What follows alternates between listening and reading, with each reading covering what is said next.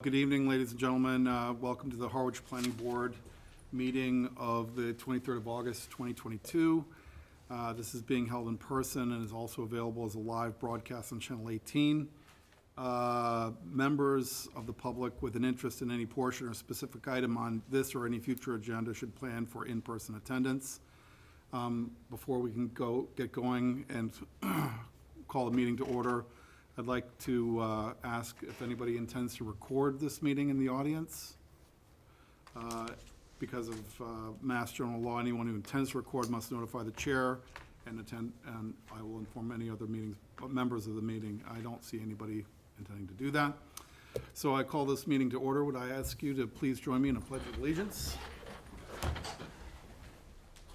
pledge allegiance to the flag of the United States of America and to the republic for which it stands, one nation, under God, indivisible, with liberty and justice for all. Thank you. We are going to continue with public hearing on item number PB 2022-15, Main Street HP LLC owner applicant Greg Sarunian, representative who's seeking an approval of a site plan review special permit and use special permit with waivers. We are using the Mullen rule to have our member Mary Maslowski attend and participate. So the Mullen rule certification is here. Although she was not here for the first meeting, she'll be continuing and being able to vote on this as well tonight, as I understand. So. Yes. So, I would like to invite the applicant to address the board and give us an update on the situation from, what was it, 2 weeks ago? 4 weeks. 4. 4 weeks ago.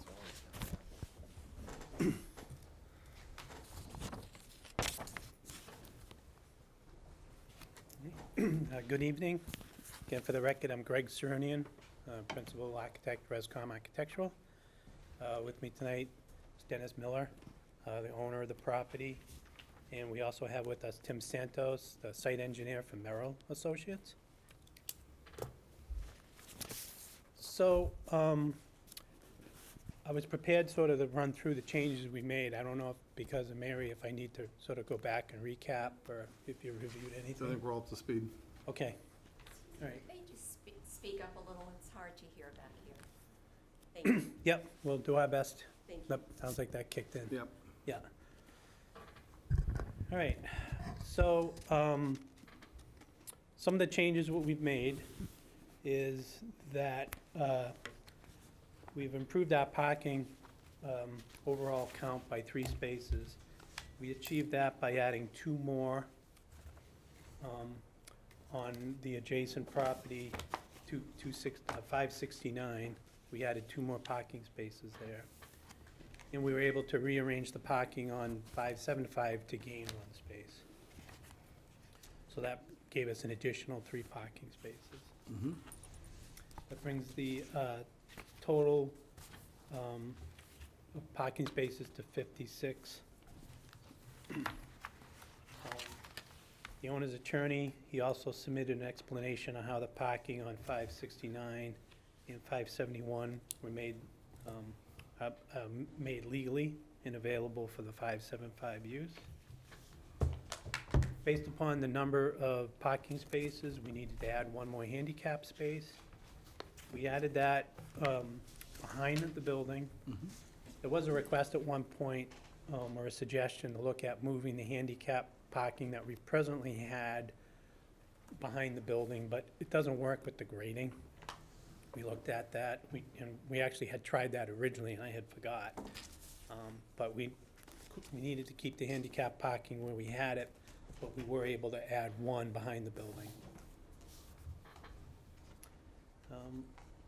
We added to the application special permit request for the coffee shop to be fast food. And we had adjusted the parking spaces accordingly based upon that for the amounts that are required for fast food. We added a waiver for 0 setback for the parking, and that occurs in a few locations. We delineated a split rail fence along the Route 28 for the patio areas. That split rail fence is in existence now. We're just basically gonna rearrange it and keep it. And that's to, again, separate the restaurant patio from the sidewalk. We did continue it down the entire length of the building with a few openings where we have the sidewalk entrances. We added 6 arborvitaes along the existing property line between 575 and 571, because one of the buildings there is a residential use. And we included the planning board submission, the revision we had made for the Board of Health, which changed the study on the second floor at the residential units to have the 5-foot opening, so it's not to count as a bedroom. Great. We made a change at the rear elevation, as there was some commentary about trying to make the back of the building look as nice as the front. Mhm. Again, we can flip and look at these. It looks like you guys all have copies in front of you. We did change the note for the seats. There was a request to make sure that we noted that the seats included patio seating, so there wasn't an addition, so that was clarified.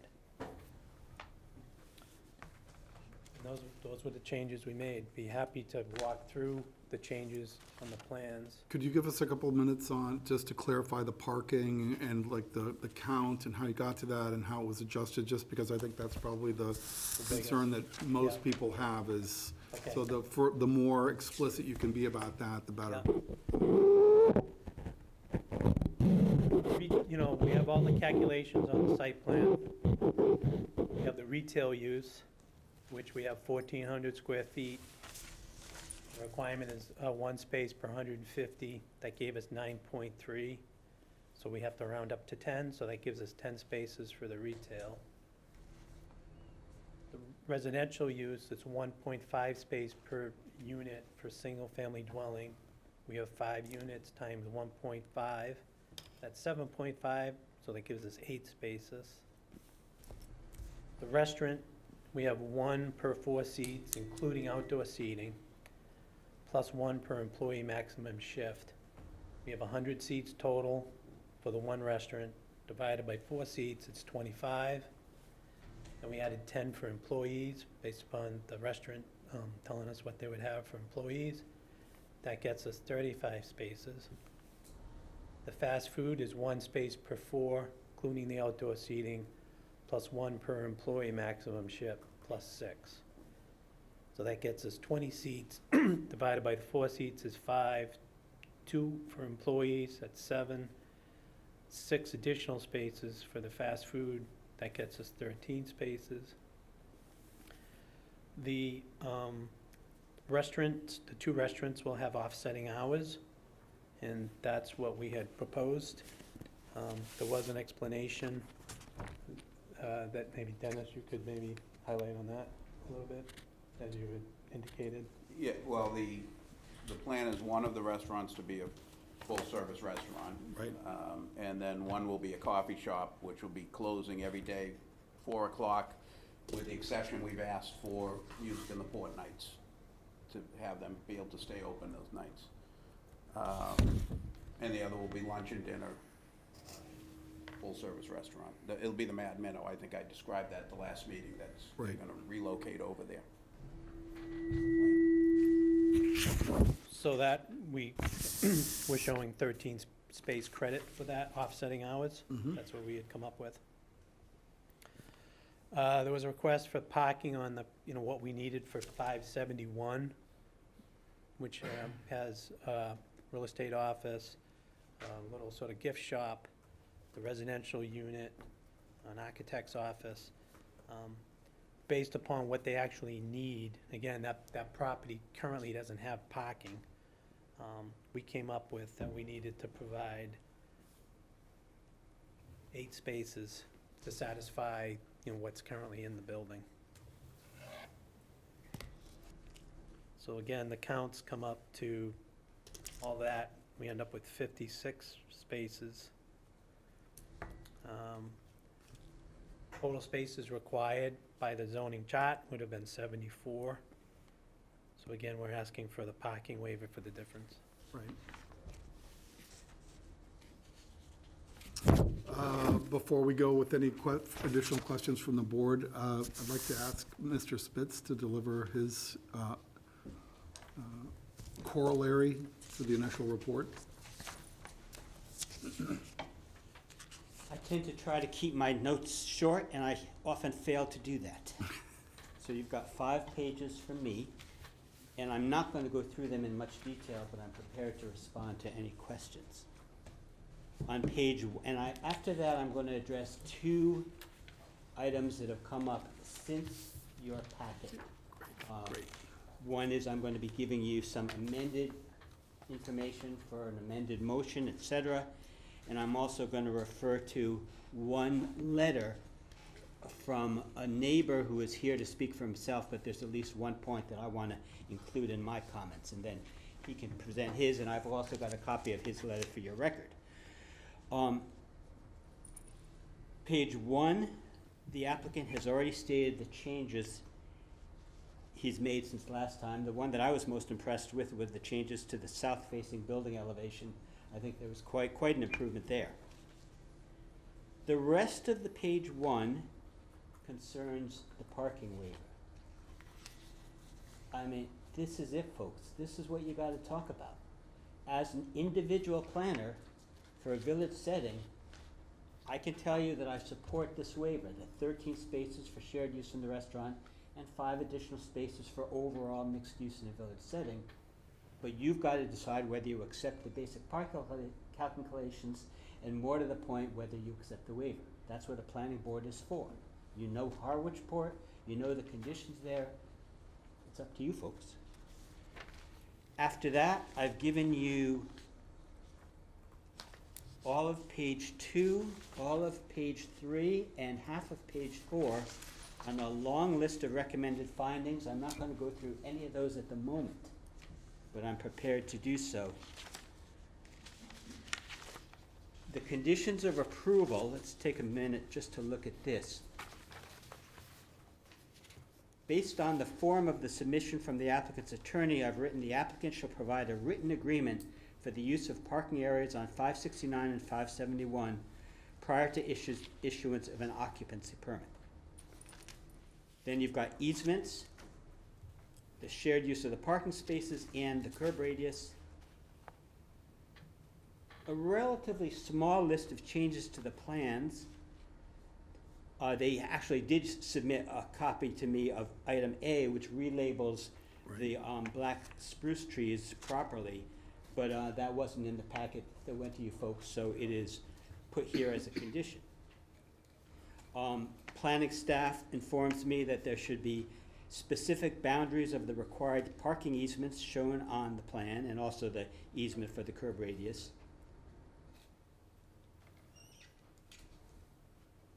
Oh, and simply, when they submitted the original plan set, they included all their pages. When they submitted the revision, they submitted only those pages that had been revised. So we needed to make sure we have the complete set, combining those 2 in one set. So that's all about. Right. I think 4, 5, and 6 are boilerplate. If they make any changes, they got to come back here in number 7, and they got to make sure they build the plan the way they're supposed to. Now, I'm told that you sometimes act on waivers even before the conditions of approval. The way I've set this up is you do the findings, you do the conditions of, or you go through the findings and conditions of approval. Then in case number 2022-15 on page number 5, the motions to be considered are, the first is easy, close the public hearing. I understand you shouldn't close the public hearing until you've come to a conclusion on all your issues. Right. To approve the findings, I think that's clear. And here's where I'm suggesting the waivers come in, and I've got 5 listed there. And with that, and I've got to make some amended comments under the site plan review, and I'm going to go over that in just a minute, to approve the following requested special permits with the conditions of approval set forth herein. Now, I didn't write out the complete language for each of these. You've got a member who I know will be able to do that very carefully, but I will answer any questions if there are on that. Now, since last time, I basically misunderstood one of the points. And your planning staff, Elaine Banta, who I have worked with before in many years, has, I think, clarified to me how it should work, which is basically, the question is, how are 569 and 571 being treated? Even though they are separate parcels under separate ownership, you've got the complete information on those as part of this package. What I wasn't clear on when I wrote up this set of staff notes to you is that their amended application, and pardon me, anyone in the audience if I'm speaking a little Greek, their amended application in which they included the site plan, the special permit for the fast food restaurant. Another change they made was to specifically include 569 and 571 under the identifying information for the project. I simply didn't catch that originally. So I have rewritten 2 items.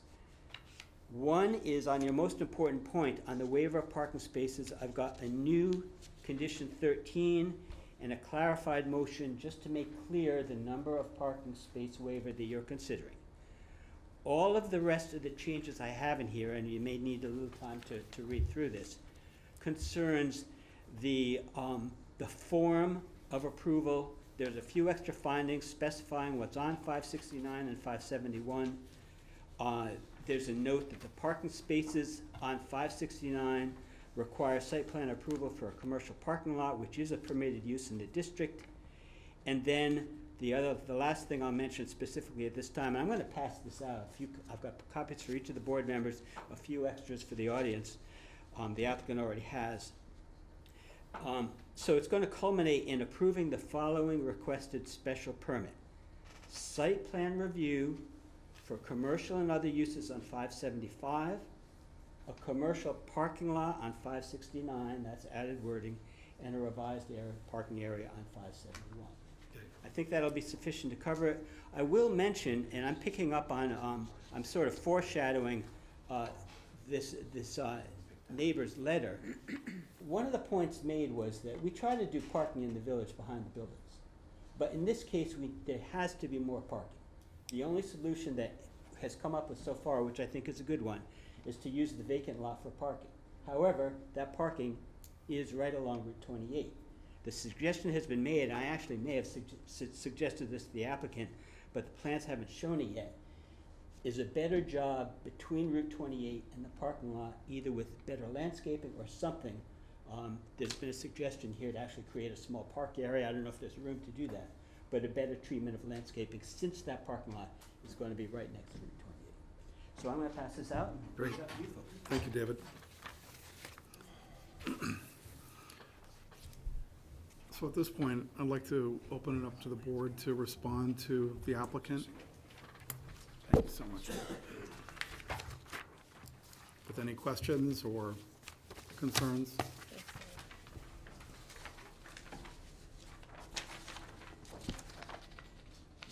It's going to take us a couple minutes to absorb this. Sure. Please, So Ms. I'll start by Maslowski. just following up on David's point.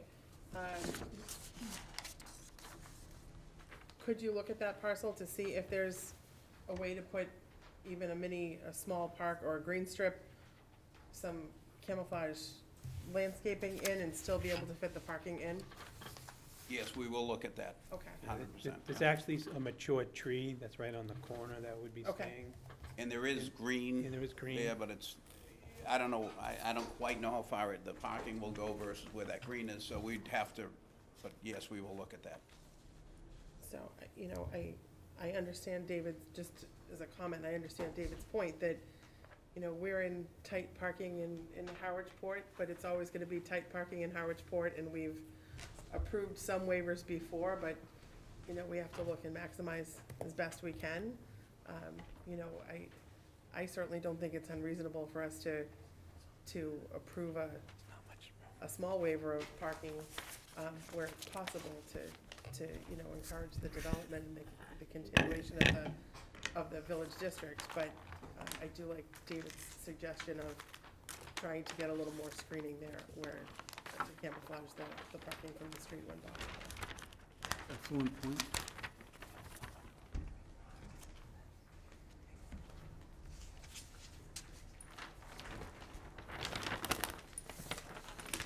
Any further questions from the board at this point, or comments? I have a question.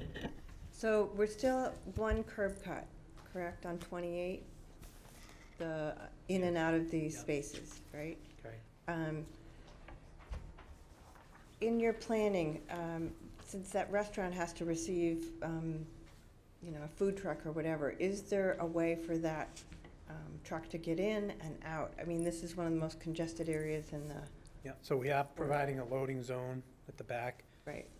We did speak to the restaurant to make sure that where we put that their trucks can get in there. I think part of this was timing with deliveries. And I don't think they necessarily have big tractor trailers. I think they have smaller trucks doing the deliveries. And they will, I can speak a little, because Yeah. operationally, Yeah, I'm up to my ears and all the stuff in the village. Two things. One is the radius of the curb cut allows for the trucks to swing in. and out, Pardon me? and out. And out, yes, and both. The question is, once they're in there, what happens, right? Yeah. They will be able to swing and turn around. They're going to have to turn around in order to back up and then back out again. It's logistically going to be a little bit challenging for the big trucks. Yeah. But those trucks, one of the things we've talked about is restricting those deliveries to be, maybe for 10 a.m. I don't know. They'll have to work out the logistics so that there aren't a lot of cars parked in the lot at that time, and they'll have a little more freedom to swing.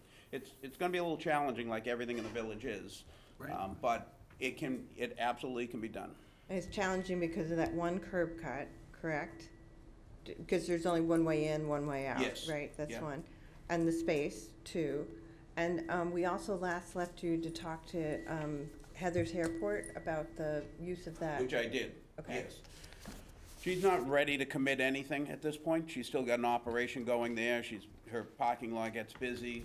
You're referring to our ability to lease spaces from her. Lease space, or it was my understanding there was an easement at one point, because it's about this, we're putting pressure on the middle of Harwich Port with this development, which it just to make it as easy as possible, right? The easement doesn't exist now. It doesn't exist. The easement went away at some point in time, is that correct? When they bought their lots from Dr. Fennel, Yeah, she told me one of the things her father required was for that easement to be eliminated. And then I bought the lot post that, like a month post that, without the easement. I haven't researched it legally through all the channels because, I didn't, she told me it didn't exist, and I'm assuming it doesn't exist, but, which would bring me out onto Bank Street. right. So it's Right, relieving that pressure, that one curb cut, the coming in, the coming out. Our purview is the number of parking spaces, right? That's what you're asking for a waiver.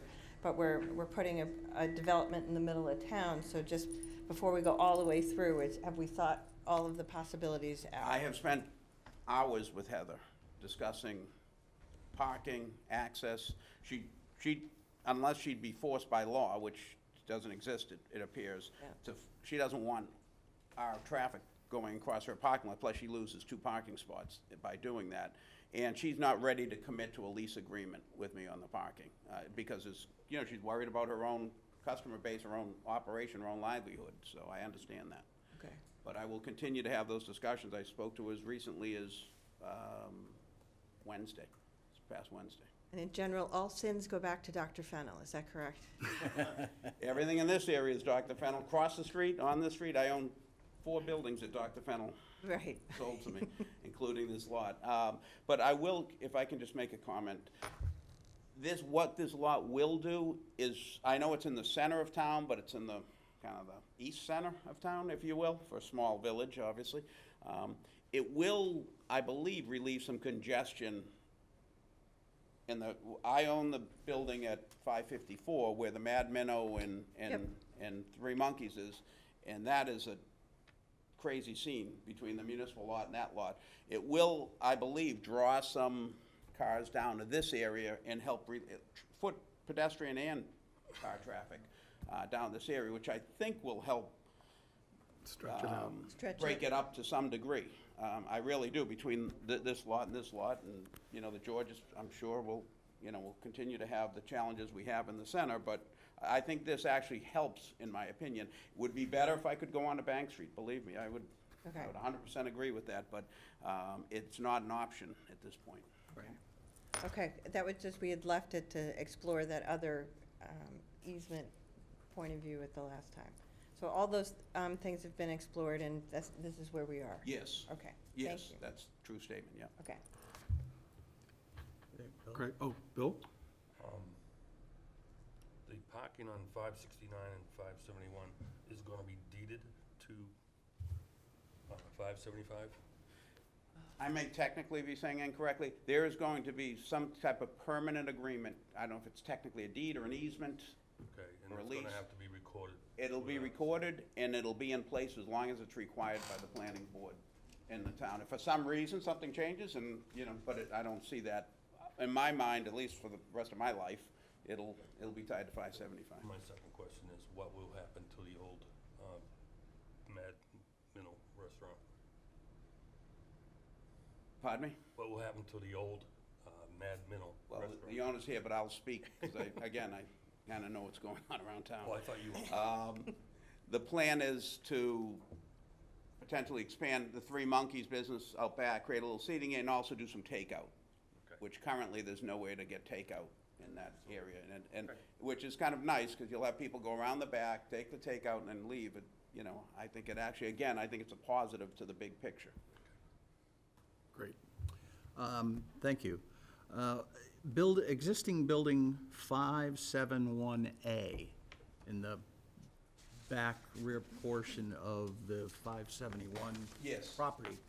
I don't recall seeing that anywhere in the parking calculations. I don't even know what that building It's is a used single-bedroom cottage, small 700 Yeah, square we, foot cottage. if you look, And is- all we did was we came up with how many we believe based upon the current use.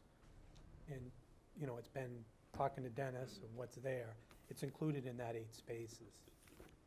So those 8 spaces service those 3 buildings? Okay, Which currently have no parking. They use the 575 lot, but yeah. right.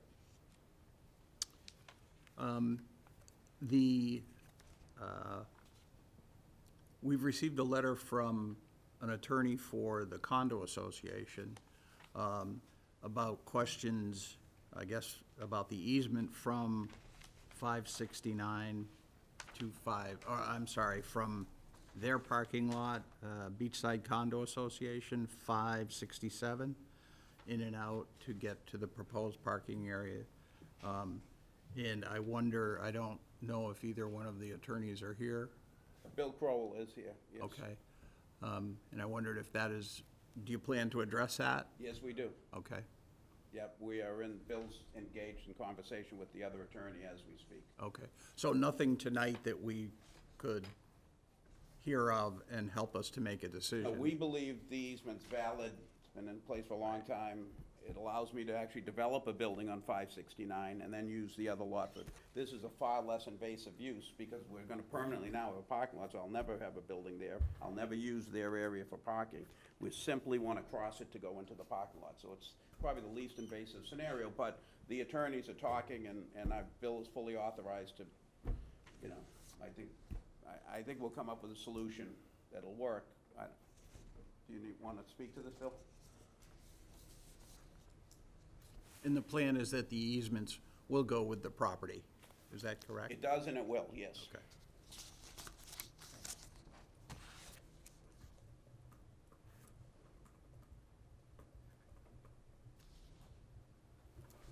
Thank you. Attorney William Kroll from Harwich Port, representing Mr. Miller and his entity that owns the properties in question.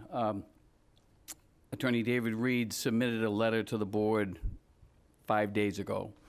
So we've been trying to react to that. I've had several conversations with Attorney Reed.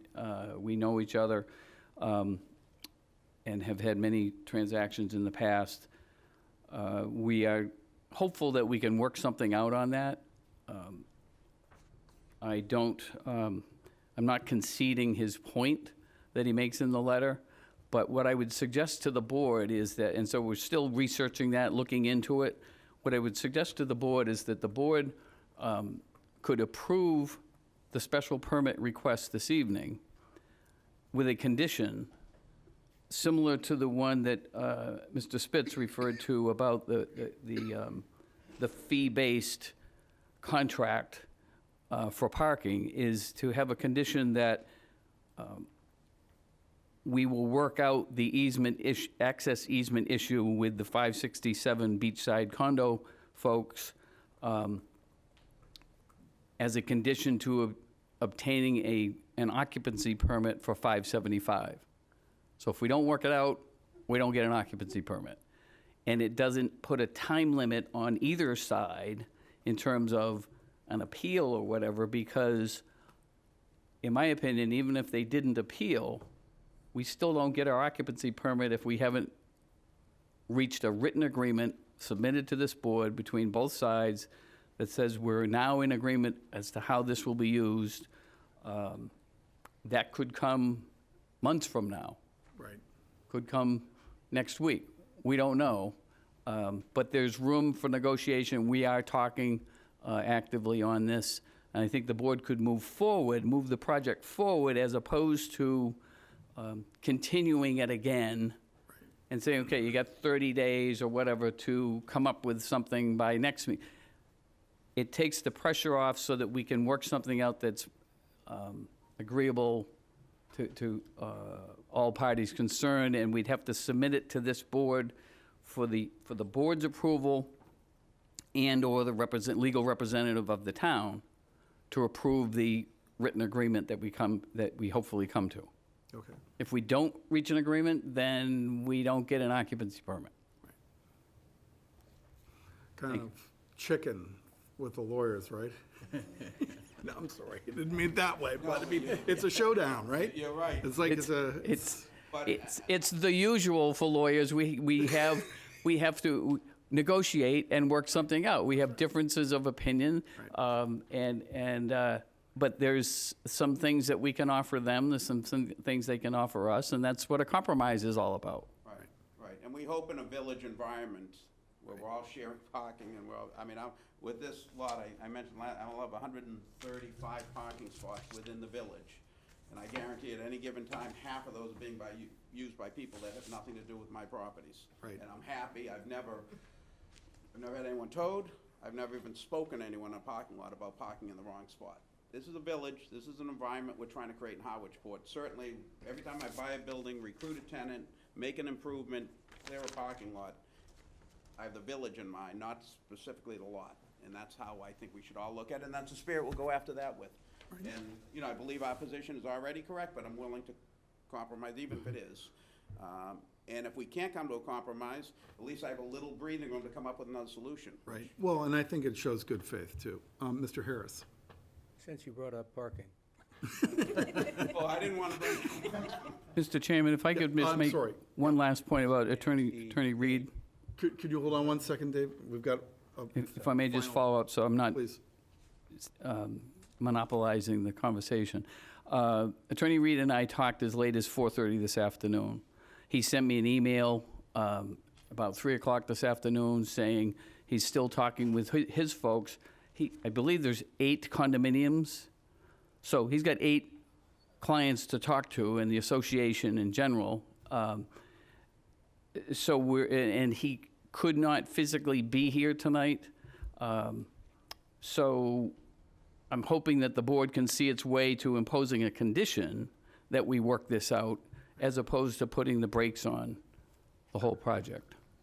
Thank you. Thank you, Bill. Can I follow up on one point that Sure. Bill had? You okay with that? Sure. Okay, all right, great. Sorry, For David. continuity. So, Attorney Kroll, just one thing I would like to just clarify to Mr. Spitz's condition.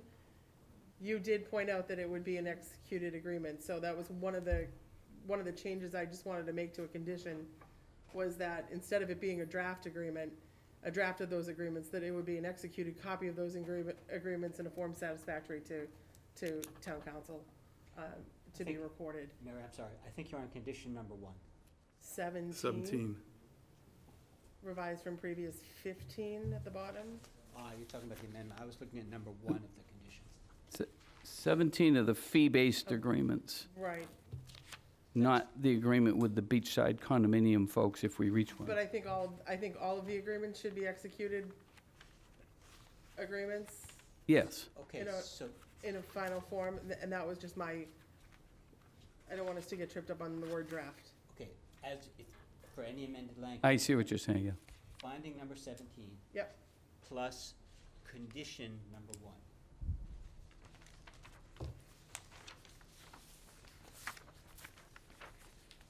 And then parallel to do what he's talking about with the agreement on the easement with Yep. beachside. and I would still say in a form satisfactory to town council. I think you're saying you don't want a draft, you want an executed I want agreement. an Yes, executed agreement, exactly. understood, before we get an occupancy permit. Okay. Exactly, Yeah, that makes sense. Right. thank you. I just want to clarify that Sure. before you step Thanks. away. Dave? Thanks, David. Will you designate the reserved parking, 8 reserved parking spaces for the residential units now, or will you wait to see how many cars they have?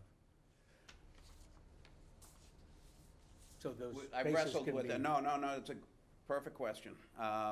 Originally, we were thinking about committing one spot to each unit. It's only 5 units, so committing one spot to each unit and then waiting to see if they need a second car or don't need a second Well spot. away from the loading zone, right?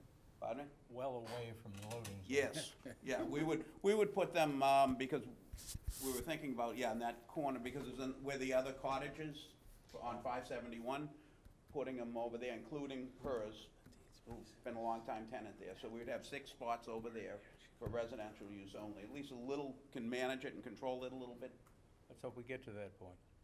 Right. yes. Bill, Emily? No? Yes, Greg? Thank you. A question about the zone, the code. I'm looking at 32551, which is the center overlay district. Under scope 2A, the last paragraph reads, "All property owners, including the town of Harwich, are required to locate the majority of structures on the street frontage portion of the property and to locate parking, septic, and open space to the rear of the property." Maybe there's a question for Mr. Spitz, but how does, is it 569 fit into that zoning regulation? I think the overall project has satisfied that requirement because of the extent of what's happening on 575. So nothing, no waiver needs to be I do not believe so. for that specific piece of property. Essentially, they did their best. That's the point. Okay, Bill? I have a question. Do we have to worry about the frontage, the setbacks for that parking lot? The front yard setback? Yeah. What is the front yard setback on that? I believe it meets the requirements without needing the overlay I think district. it meets it. 19? 19 feet. 19 19. feet, that's 19. gonna, you don't need a waiver on that. Okay. Yeah, that's determined by site plan review, isn't it? Yeah, but the 19 feet, just to reiterate at the previous point, is plenty of room to do something Right. to soften the Right, no, appearance we're of the looking parking at lot. that, yep, we Right. just discussed that. Well, if that's all we have from the board, Dave?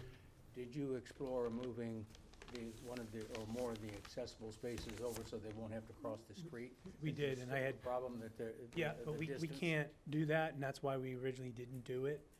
We did put one back there, but the grade difference between the back parking lot, if you look at the plan, you can see the series of ramps we need. Right. We would need to ramp too much of that back sidewalk. We wouldn't be able to have any entrances into the back of the building because of the way the grading is. Okay. So we did put the one space Yeah, I that we noticed added. the but, additional space, yes. And again, that was the reason we did it in the first place. I think that didn't you also move the crosswalk down to meet the other crosswalk? You got, It ends up being at, Both right, sides of it? we did. Yes, Yes. yes, that was, Yeah. yep.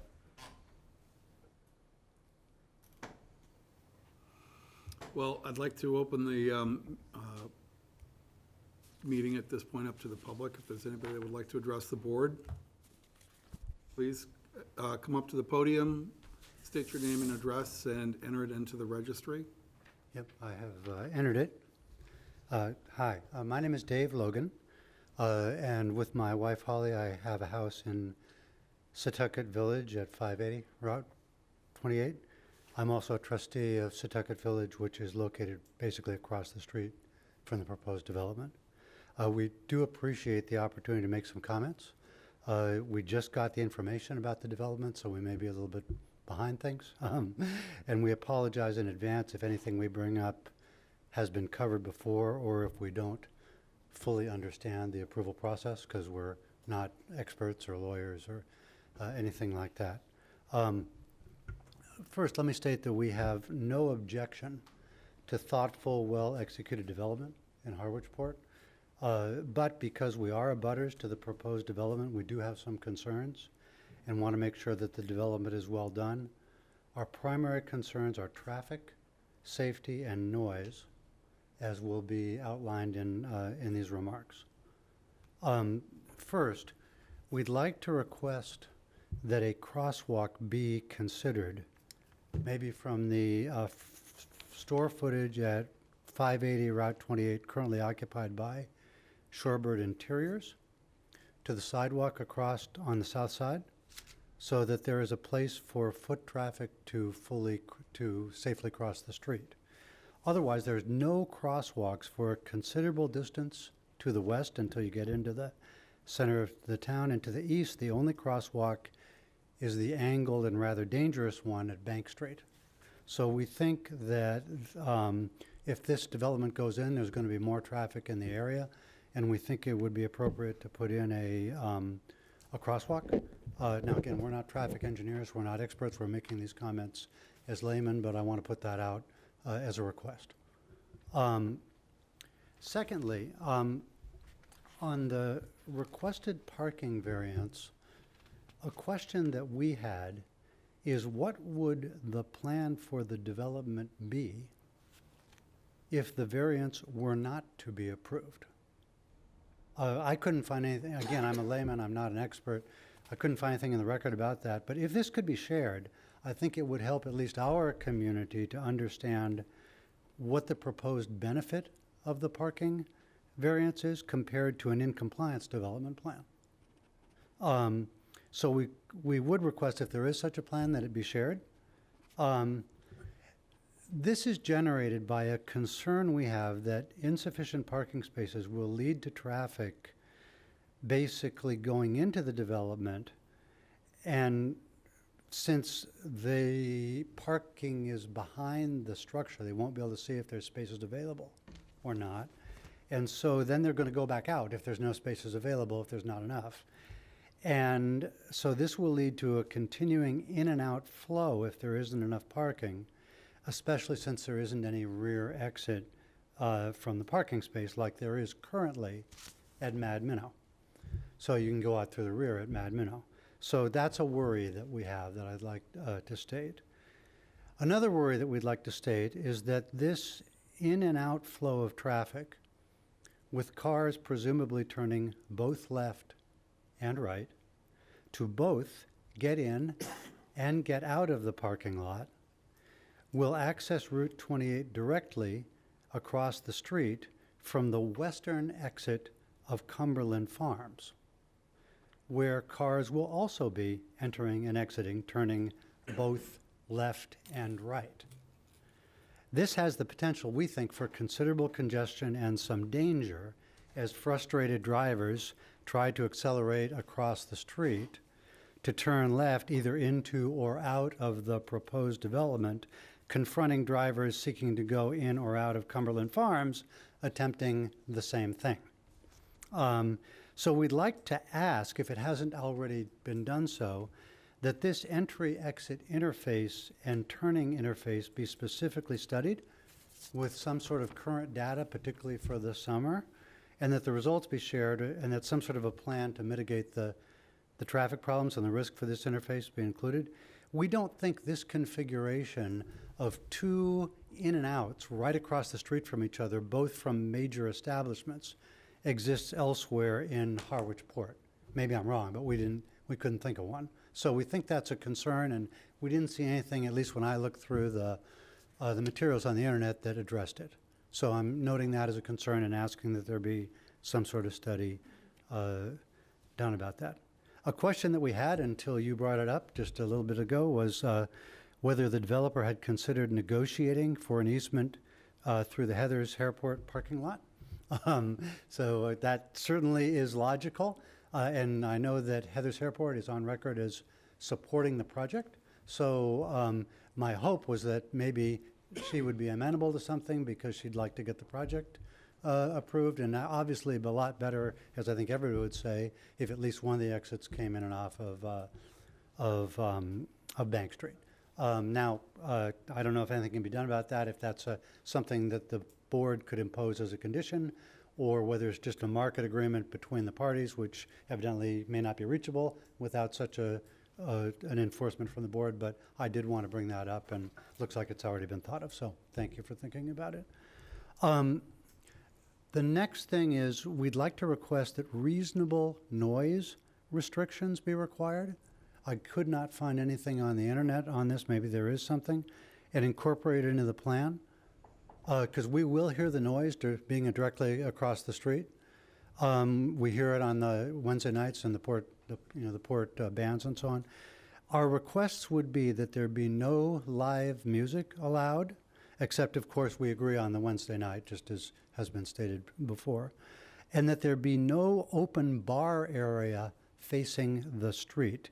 For example, as is the case at Three Monkeys now, because if you go to the other side of the street where Three Monkeys is now, it's quite loud. You can hear, Three Monkeys pretty clearly.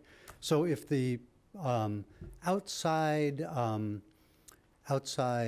deck alfresco dining that you're planning for could be basically dining tables only, we would very much appreciate that. So that's a request that we have. Our understanding, and again, I may have this wrong, our understanding is that the original plan called for a coffee shop, that now is also being characterized as fast food. I don't know what the difference is, but we would request no fast food chains be allowed to lease in the property. We just would prefer it from an aesthetic point of view and also from the point of view of the crowd that'll be drawn. If it was a local coffee shop or something like that, we think that would be great. And we also would request that there be some sort of an assurance that if the 2 retail spaces that are in the plan are hard to lease, that there not be an expansion of the restaurant or the coffee shop. Because what we don't want is a 2-step process where all of a sudden it's an even bigger, restaurant or something like that. We were quite unclear about how we got to the count of the parking spot, because what I didn't realize was until you said you get a credit of 13 for the offsetting hours. So now I think I understand that, and so my point on that is moot. So those are our comments and requests. I do have a copy of this I can give to somebody if you want it, and I appreciate the chance to provide these comments, requests, and welcome the opportunity to speak. Thank you. Thank you very much. Is Shall I there give any- this to somebody? Yes, Yes, to the consultant, please. thank you very much. Is there anybody that wants to respond? I think, I would say 3 out of the 4 Yeah. issues were handled last week, Yeah. the 90 minutes that we dedicated to it, so. The crosswalk, obviously that's a state highway. Right, has We something to do need with their it. approval, and getting approval like that Right. would be difficult. They would probably consult the town. Right. So Yeah, I not- don't think that not would be sure our that- thing. Yeah, We'd love to have one. yeah. For the record, that is our most critical point. I'm sorry, which one? The crosswalk. crosswalk, We'd love to have one, right, but it's a state highway, so you have to go to the Commonwealth of Mass. And I think the that's town not a has to planning board request issue, it's a, so, right. Since we're on this point, let's, Just on the crosswalk, I think that's a very good point. right, And I would recommend a condition that the applicant apply to the Massachusetts Department of Transportation for a crosswalk. Can we somewhere. apply for it? Doesn't require it's just going across the sidewalk, yeah? We can, but basically, it's a gesture. Yeah, You'd have to have town support, I think. yeah. Right. But it absolutely we makes can sense ask, on that long but- stretch Right. to have a Yeah. crosswalk I somewhere. think that, simply saying that we're gonna ask. If they say no, that's All I would it. say. Right. I would If they just say, simply, yeah, but it involves I town think it's an participation. important enough point that it's worth asking. Right. Yeah, We will make the request. Okay, The answer thank is you. yes. Thank you. The answer is yes. yeah, yeah. We have to go to them anyways for the, to get the curb So, cut. yeah, so Right. we'll do it. Dennis, you might be able to highlight a little more, but, I think if this building size is what he needs to make this Yeah, no, property that's, work, right, so the alternative is nothing, right? right. I guess maybe the other thing to address it, I mean, the operational items, as far as, well, first of all, fast food versus coffee shop. It is planned to be a coffee shop, but by definition, I guess, for some reason. It's a zoning thing. By zoning language. It's a right. zoning language thing, so it's The still the planned to be coffee a shop coffee is considered fast food. Correct. Right, so it's considered fast food, but it is planned to be a coffee shop. As far as I don't know, what was some of the, The right, left, we, extensive. right, the curb stuff. cut question is one that we Yeah. went through, we did. And we discussed the easement issue too, so. And then there was a question I- about retail space. Okay, and what was it, I'm sorry, So so, that Two would, other main yeah. points to address. That- One they'd is the have to come request back for before noise this board. abatement agreements, basically no live music, no open Right. bar. And then the other one is an agreement that if the retail spaces can't get leased, that we don't expand the restaurant. okay, so as far as the live music, I think the liquor board handles that, right? Right. They do. I don't think that's Has nothing to do with us. they have to go submit to get their liquor license, that's a component of the approval for a liquor license. But could it be agreed to as part of the development plan that there won't be live music? No, I don't know if it could be, I mean, I wouldn't want to restrict the restaurant if not in the, think you it's the not, town approves it. it's not in our bylaws. It's That's it's select board outside the stuff. scope of what the planning board Right. does. So, Okay. So if. and there's another board, the Board of Selectmen is actually the one that votes on entertainment licenses and the Correct. liquor licenses. They're two separate licenses, so it would be part of their permitting as opposed to ours. I think one of my questions for David was, we could discuss hours of operation, or at least hours that trash pickup or trash removal could be no earlier than such and such an hour. I think we could possibly do things like put a couple of conditions in like that to help the noise in the neighborhood versus kind of the live entertainment that really doesn't belong to us. I did have one other question, through you, Mr. Chair, Please. to David. They were talking about the curb cut being directly opposite Cumberland Farms and having the two in and outs. Correct me if I'm wrong, but I was of the understanding that that's really what DOT tends to like, is directly across, and that is exactly what we did at the new entrance at Sunday School, where Sunday School split their entrance from Ember, and I believe it's directly across the street, and I know there were some concerns, but I seem to recall the Amber and comments at the Sunday School are on time the were, same side of the street. I seem to recall that the comments at the time were that was what DOT tends to like, perpendicular, directly across from one another versus offsetting your entrances and exits. And I just wanted to clarify. With offsetting, I believe they have a requirement for a certain distance. I don't know Okay. what that is. But given the fact that Cumberland Farms has both curb cuts, Right. I don't think we would meet DOT. And that's one of the reasons our traffic engineer told us we should keep the curb cut essentially where it is. One of the fundamental tenets of traffic patterns is to have them across the street. Right. And it's an existing curb cut too, Right. we're not creating a Right, new you're curb not cut. creating a new one. Cindy?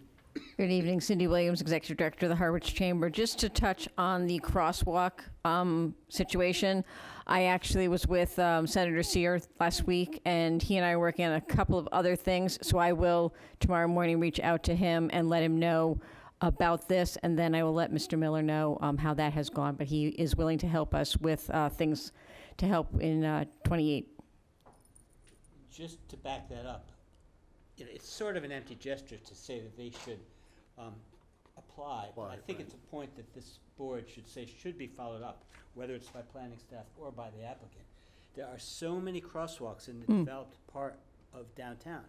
This will essentially be the very similar condition to that. Right. And where you have many, many crosswalks on Mad Minnow, Hot Stove Saloon, et cetera, there's none here. Right. It's a And- very good point from the neighbor and one that And it'll be a should temptation for people to kind of scatter, and that's the danger, so. Yeah, Well, so I'll take point care well of that taken. tomorrow and then let Mr. Miller know. All right, Mr. Chairman. Mr. Chadwick? Do we need to, or does somebody need to notify the Board of Selectmen or Town Administrator that this is a request we are putting forth to the applicant, that they go to the state? That's something we could just ask them to do? Maybe we just, Your administration's sitting at the end of the table. Right. I know, that's why I'm looking at her. and the liaison is, we can talk, I can talk to Dawn, or somebody can You bring don't it up have with to Dawn. notify them. I will be notifying the Okay. DPW director. Just want to I make would, sure I would say everybody's when we covered. petition DOT for it, as much that we could have some support. Right, A letter from right. selectmen, a Absolutely. letter from DPW, that would all be great for us to have. Right. You could- Please. I'm sorry. You could, instead of a condition, you could simply make it a finding that a crosswalk would be a good idea. I'm sorry, say it again? Instead of a condition of finding, It's a little softer. finding a means what? fact. Finding a fact, not a condition on you. Yes, Hi, good evening. I'm Corinne Hamway. I'm also a resident of Setauket Village, directly across the street from the development. I will say, though, that as a whole, we're pretty excited what the planning board has done to enhance a really fun, vibrant Harwich Port community. So good job there. And to David's point, many of us have met. We've discussed this. We've kind of agreed with some of these points, specifically around the crosswalk. One point of confusion still for me, when you talk about the reason you got the waiver of 13 spots was because you were going to have offsetting hours with your coffee shop and your restaurant. I guess I took that to mean coffee shop open to perhaps 4 o'clock, then restaurant opens. But in the latest version, I saw that you were also asking for lunch and dinner, which means that you're open consistently throughout the day, right? Both food establishments. The restaurant would be open for lunch and dinner, yes, Okay. at least on the weekends, yeah. So how does that affect the request for the waiver for the 13 parking spots? I mean, breakfast, lunch for one set, lunch, dinner for the other. So you have basically half the dial on one set of enterprises, half the dial for another. okay, so offsetting doesn't mean Doesn't mean no overlap, no overlap. Okay, that was the point of clarification that we wanted. yeah. Okay, thank you. I hope if I'm not representing No, you're- the you're applicant correct. here, but in the language, that's the way I was understood it. So, is that, Because that came Well- out later in the planning process. Right. I'm not sure I need to ask the question, because my understanding, the 13 offset was derived from the initial thought that the coffee shop would close at 4 and the restaurant would open at 4. So there is no, under that 13 offset, there is no lunch by both restaurant and offset. It's one or the other. And then the coffee shop closes at 4 and the restaurant opens at 4. stipulation? So how are we still applying the 13 if in fact your explanation is true, that part of it is breakfast, lunch, and lunch, dinner, when previously that was not a consideration, and yet the number of 13 was used as an offset? I hope that my question's clear. David, do you have I'll a, respond. yeah, thank you. What I I should've said shown in that. my notes is that since the applicant has now said he wants the option for lunch, and I'll just quote myself, the case based on offsetting hours becomes less clear. So it's not a slam dunk as it would have been originally. Right, Then, what I did say was that most sit-down restaurants are busier during evening hours. right. If you look at the restaurants that are there, the Mad Minnow and a number of others, they will be much busier in the evening. Is that enough to rely on? That's a judgment call. Right, I think it's one that I can accept, but it's not as clear as it was before. right. So if I can just comment on it as well, because it is, so the two pieces to this. One is that the coffee shop is not is a restaurant by definition, but it's not a restaurant. It's not gonna be a sit-down restaurant. It's gonna be a coffee shop. So there won't be, wait service and at lunchtime, right? It's 800 square feet. It's a very small space. So while again, by definition, it's actually a fast food restaurant by definition, but it's not, so in practical terms, you're not gonna have some kind of wave at lunchtime of hundreds of cars in here, again, plus 2 months a year anyway, and the town is not well-served at lunchtime, quite frankly.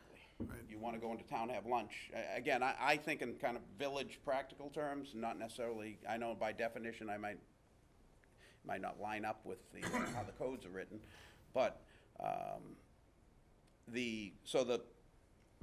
we know, we don't, it's not just that we don't believe, we know that at lunchtime, that parking lot will not be full.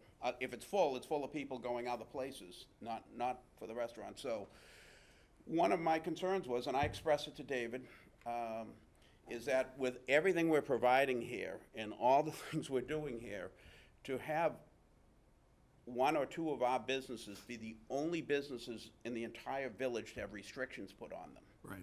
is really a little unfathomable to me. Like, because we're 100 and 150 feet further away from the municipal lot, we have restaurants that have no parking, have no anything, and they'll basically be using our parking lot to serve their lunch, is what will end up happening. So, again, I look at the village as a whole, and at least from C Street to Bank Street, which is the arena I play in, and so I guess I just want to add some color. I don't even know where that's all going, but I'm just trying, Well, the thank you. spirit under which I'm trying to present this.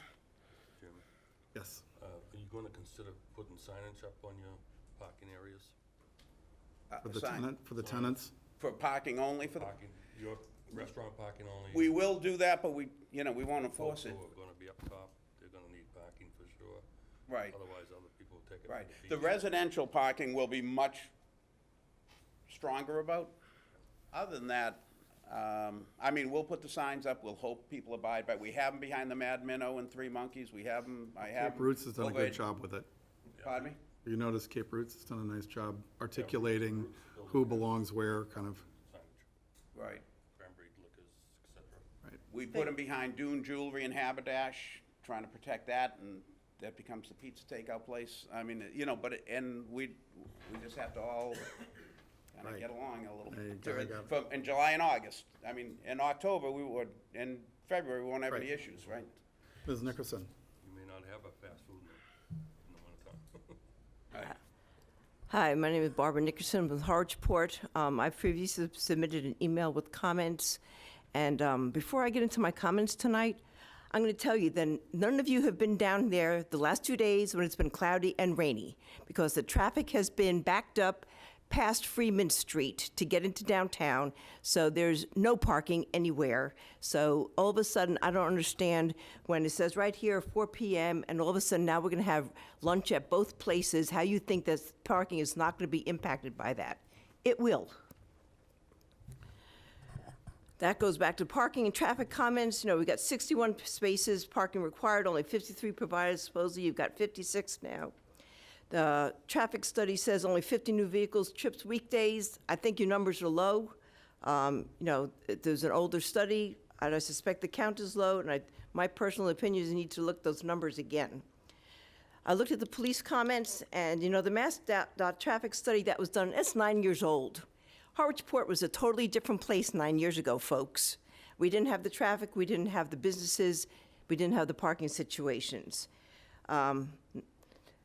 I think that, here again, the traffic study needs to be addressed with that, because what happened 9 years ago is not what's happening in 2022, not just for your development, but for Harwich Port as a whole.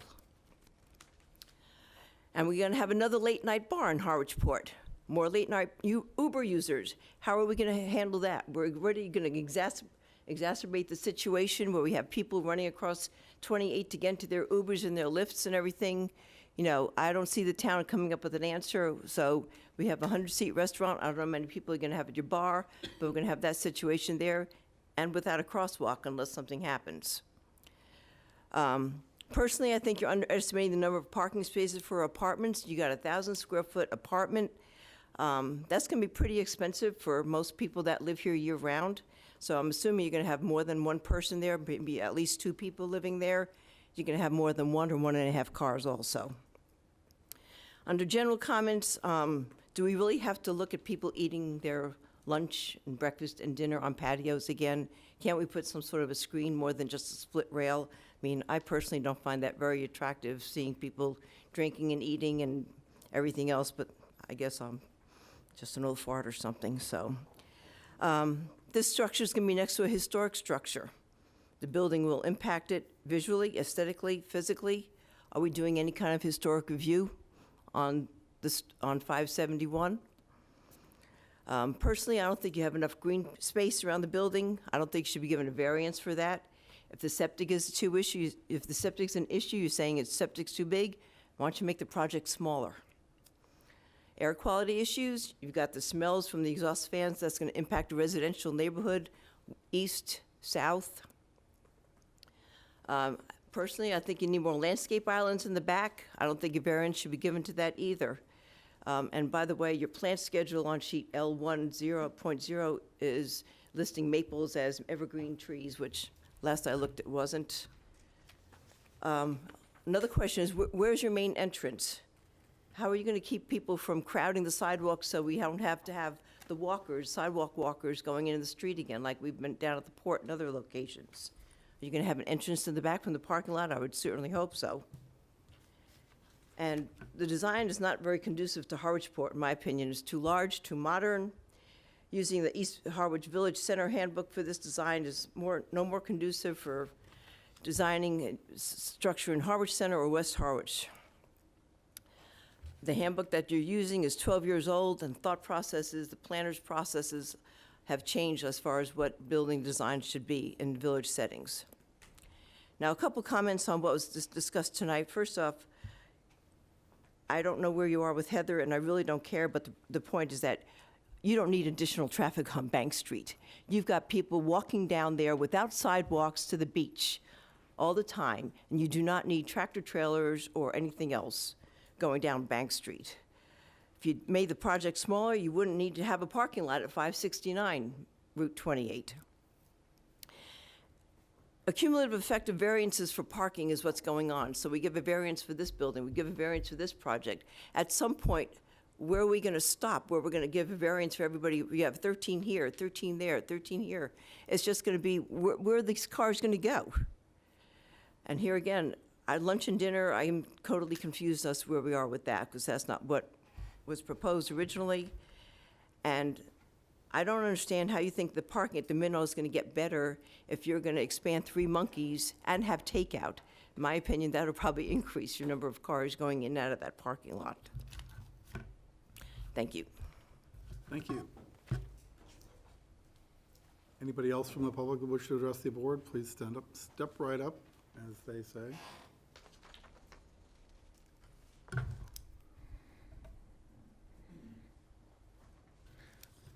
Good evening, Mr. Chair and members of the board. I'm Bob Cohn from Pleasant Street. I sent you an email yesterday, but I don't believe you received it yet. I think Mr. Spitz got a hold of it. I just want to review a few points from that. First, I wanted to emphasize that parking in Harwich Port has become extremely tight. You're probably all aware of it, but not only are the municipal lots full to overflowing in the evenings, but the 2 bank lots are also regularly full, as are the lots south of 28, and Cross Street is always packed.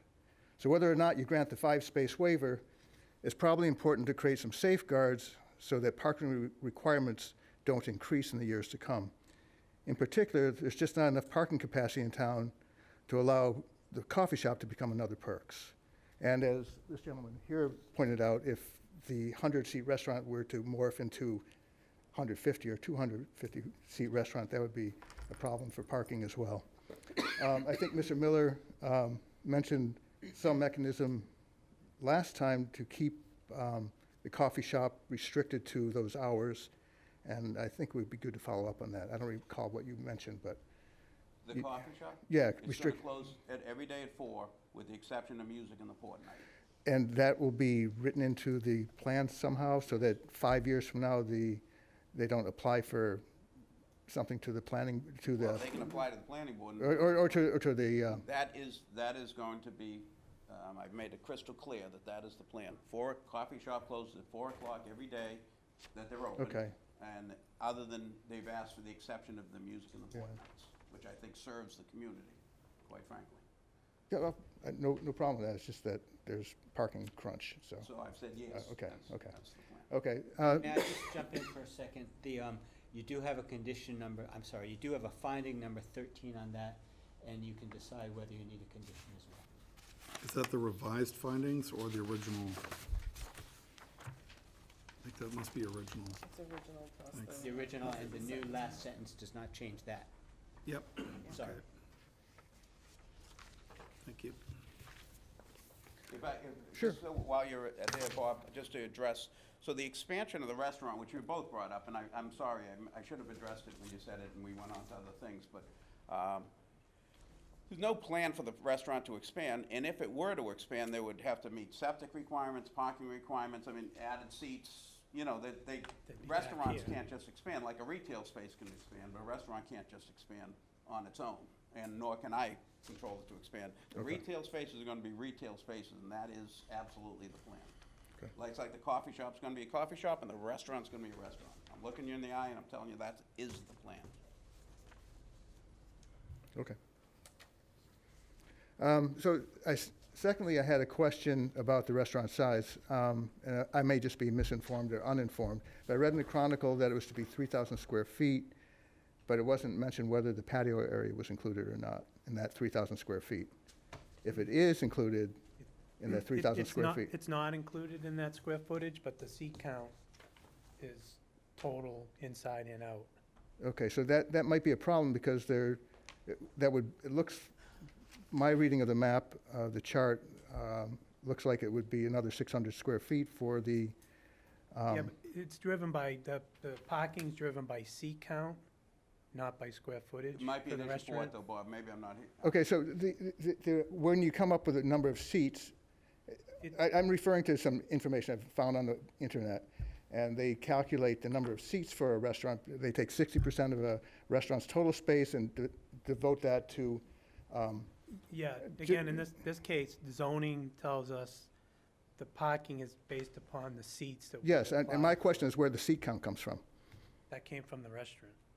And my point is that if, according to what I've read, you take 60% as an example of the total square footage, and then, which in this case, for 3,000 square feet, it would be 1,800, and for 3,600 square feet, it would be 2,160, and then you divide it somewhere between 15 square feet per seat to 20. And 15 is for fast food, 20 is for high-end restaurants. So at 3,000 square feet, 100 seats looks reasonable. At 3,600 square feet, the range goes from 108 to 144. But Yeah, they're only you- going to have 100 seats. Yeah, Right. so I just, But the difference is that, okay, so I'm comfortable with it, just having 100 seats. I'm not comfortable with it morphing into 150 down the You road. can't- It can't. Okay, it can't morph into 150 unless they apply for additional seats. There'll be 100 seats in the restaurant. The Board of Health ensures that. Okay. The Building inspector? the building inspector, the liquor license, well, I don't know. There's nothing that you can do to prevent that, is what, so I just think that there's potential for this, what looks small now to be larger down the road, and that's a concern. But they, I'm just raising the concern. well, you could say that about, okay. Yeah. No, I understand your concern. So last, I came across something during the parking talks a few years ago called the Pensacola Parking Syndrome, in which parking lots were created to entice people to town, but after a certain point, there were so many parking lots created that people no longer wanted to go to the town. My concern is that something along these lines might happen here. There are already 2 gas stations fronting the north side of 28, and the addition of more parking lots nearby fronting the south side of the street is apt to create an area dominated by asphalt and parked cars. As you know, I'm harping on Heather's again, but it looks to be a better solution. It would add a few more parking spaces, or maybe one or two more, because of the cut. I think you mentioned there was a reduction when you make the cut through. And it would be more accessible for patrons. It would minimize the amount of pavement and parking in the center of the village. I really don't know what needs to be Well, done. that's going to take Heather's by eminent domain. No, I get that, Right. but, or feed her some money. If there's, and there may be something that the town can do to facilitate that, that would be great too. But I believe that shared parking can really benefit the village long-term by providing more parking without impacting the village character or nearby neighborhoods. It's already been done with the two bank lots, and Cindy Williams was key in making that happen. In 2020, 65 spaces were made available for evening parking by the two banks. And it's created a whole lot more parking without impacting the nearby neighborhoods, and it's been a great thing. And I would be great if it could be pulled off for Heather's. Short of this, I would hope there'd be substantial landscaping to shield the lots from the street, and Mr. Spitz was going into that a bit. So along this line, another idea might be to create a small park-like seating area fronting the street at 569. Additionally, you might shift the parking area on that 569 lot 10 feet to the south. I don't know about setbacks, but that would create another 10 feet on the street level, making it 29 feet Where's south? deep. Yeah, you can't go. Well, it looked like there's a 10-foot buffer to the south. I don't know if you can use it or not. Residential. That's a required buffer to residential. Or maybe you can get a waiver from our friends at the planning board. Well, we're trying to provide landscaping for them too.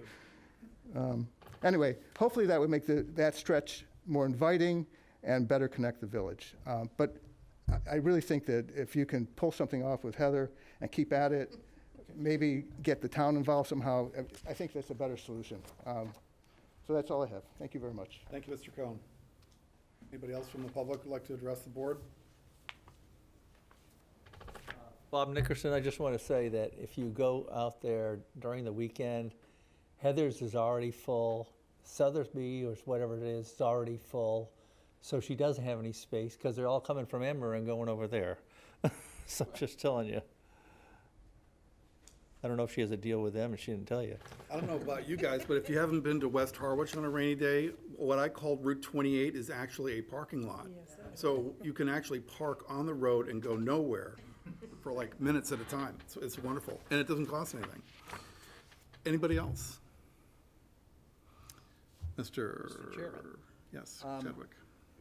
I don't feel comfortable that we address the 13 offset number, given the change in plans with the opening both restaurant and fast food for lunch. How was the 13 initially derived? I guess. Whomever. The initial representation that I heard, but it was what was said, was that the 4 o'clock would be either side of that. So that means coffee shop until 4, sit-down restaurant open in the evening. At 4. Dennis made it clear that he was not proposing that. So now, I said it becomes less clear. I would still support it as an individual because of the village characteristics. But I think originally, my understanding was, and I don't know if Dennis said or if it's simply Right. my understanding, was 4 o'clock. The Mad Minnow currently, and that's, I think, where the confusion came between David and I. The Mad Minnow currently opens at 4. And we talked about the coffee shop, which doesn't exist, closing at 4. We talked about Mad Minnow opening at 4. And therein lied the confusion. When we started getting down after the last meeting and talking about, okay, so, what are some of the things we need to accomplish that the board brought to light and some of the neighbors brought to light, and we started working on it, recognized that, okay, the new plan for the restaurant was, and we think the community served by it, is to be open for lunch. And the coffee shop still closed at 4. That didn't change in the coffee shop. And the 13 spaces is what the coffee shop needs by the bylaw. So we Okay, know the so coffee that- shop is going to be Right. extremely busy in the morning. Right. It'll filter down for lunch. As Dennis had said, lunch is not big in the village. So, you know, they may need 16 spaces, and they have, because the restaurant's not open, they have more spaces. In the When they- morning. In the right. morning. In the morning. When the coffee shop's closed at 4, now there are 13 spaces available for the restaurant to use. That's how we came up with the number 13 Originally, originally. right, when the restaurant was opening at 4, but now that the restaurant's opening at noon, So the gap would be from lunch to 4, I guess you would say, right? Because at Right. 4 o'clock, it is closed, the But- coffee shop, and then the 13 spaces become available to the restaurant. So I guess the gap is. How and I don't busy know if they it are. is- That is really from comes 12 down to it's how lunch. busy they are. so the 13 number comes down to some lesser number. For 4 hours. Right. 4 hours. For 4 hours for during 60 2 months a days. year, Yeah. Probably from Thursday to Sunday, but, Right. yeah, that's, And this is, I think, one of the trade-offs that we're talking about is conceptualizing a finished state that accommodates current maximum use for 60 days out of 365 days for perpetual, like a 10-year, you know, foreseeable project, or 15 years, as opposed to kind of a flexibility in understanding use. And that's where I think you were gonna say something. I originally ended, well, what you are saying is where I would recommend the board be at right now, just the way you just phrased it. My initial notes said, my understanding was they'd be closed, they'd be open for the dinner, so that was what I said. Right. Based on my understanding. Dennis did not say that at the first meeting, so you gotta look at me for where that originally came up. But again, that's what drove the 13 offset, Right. right? Regardless of who said what. Yeah, the 13 is The based on 13. the parking spaces required for the coffee shop. Right. so now the That third. would be closing at 4 with the restaurant not opening until 4. Right, so now the 13th conflict, if you will, is from 12 to 4, basically. If soon the restaurant opens at 12. The coffee shop's also at 12, but the coffee shop does close at 4, so from 4 o'clock on, the 13 is available. But from 12 to 4, they're both open. Again, coffee shop's not gonna be, but, yeah, we've already talked about all that, but. So you're saying neither will be at full capacity from noon to 4? And that's your, Both businesses will be operating from 12 to 4, certain days of the week, probably but they're not Thursday through expected to be Sunday. at full capacity? That's correct. And Right, just, right. just to relate that to the numbers, in the evening, there will be a requirement for the 35 spaces for the restaurant, and other than the music stroll, there will not be the requirement for the 13 spaces for the fast food, Right. for the coffee shop, excuse me. At noontime, what the applicant is now saying is that it won't be busy enough to require the use of all 35 spaces, and it won't be busy enough to require 13 spaces for the coffee shop. As one's winding down and one is ramping up. Correct. In the restaurant, again, in practical terms, it's probably gonna be open to lunch, maybe Thursday through Sunday, or maybe July 4th week, and yeah, I mean, you see what happens with some of these guys, but, yeah, there's gotta be some, I don't know. Again, the restriction on the hour, just conceptually, the idea of having this be the only business in the village that's Right. restricted in any way by the town from being open, serving lunch specifically. I mean, was restricting a restaurant from serving lunch in the village with this massive parking lot that every other restaurant will be filling up and serving lunch and utilizing the restaurant. The irony of that is, Straightforward. yeah, anyway, so that's where we are. I mean, no question, it is different from what was originally perceived, not what was originally intended. It was certainly not a bait and switch by any means, nor would I ever do that.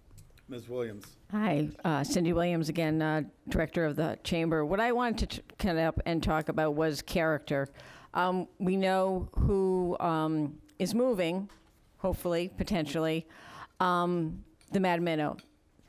What Mr. Miller is trying to do here is to continue making Harwich Port a vital, economic, successful village. This is going to continue the walkability, which I walk every day. Sometimes too much. But the walkability of many of our Harwichport businesses that will enhance the beauty of that empty field, which, to be honest, Dennis, you know how I feel about that field right now. It isn't as appealing as what will be a thriving, beautiful building with a destination for many who already are familiar and enjoy what potentially will be the home for an already stellar, successful, not a party restaurant by any means. It's a family-friendly Mad Minnow restaurant, which many know. We need to work together, as we have over the years, with coming up with creative ways that we can continue to drive business to Harwich and Harwichport, which only helps all of our businesses, restaurants, galleries, shops, and the value of our homes. We're currently, as a town, working for 2 cultural districts. This economic piece will help get Harwichport on the map as a cultural district for the state. Thank you. Thank you, Cindy. Mary? Just a question through you, Mr. Chair, to David. Would you recommend that at least for summertime hours, we put in hours of operation for the restaurant and the coffee shop as a condition, or would you not? The application is based on the coffee shop being closed at 4 p.m. That's been stated. The findings indicate that. The applicant is asking that you not similarly restrict the restaurant. That's a decision for the board. Then the only other question about hours is later in the day, and/or truck deliveries. So I guess I'll clarify my question. Would you recommend a condition that the coffee shop close during summer hours at 4 p.m. as a condition, not as a finding, but as a condition, except on music stroll. except on stroll nights? Yes, that would do one more step to lock it up. Okay. Yes. Right. And I would agree to that, yes. And we also would have to have a closing time for that restaurant, the Right. main restaurant. I don't have Is any that- input on that. Yeah, It's up to you. That's, I'm but isn't that saying- but isn't that the selectman's license? No. No, that's us? We can put closing times. On that, okay. Most projects, and also on the pickup of the dumpsters. Garbage, right, yeah. Uh, Did you, Yes, following up on Mary's question to Dave, what do we need to do the same thing with starting time for the restaurant? If we don't, what's to prevent them deciding once this is up and running, they want to start serving breakfast? The starting and closing time of all the whole project should be listed, specified, right, including the retail businesses.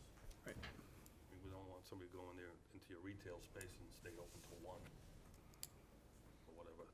So I'm sorry, I just didn't follow that. I was listening to about the breakfast piece. Yeah, so looking for opening times and closing times for all the project.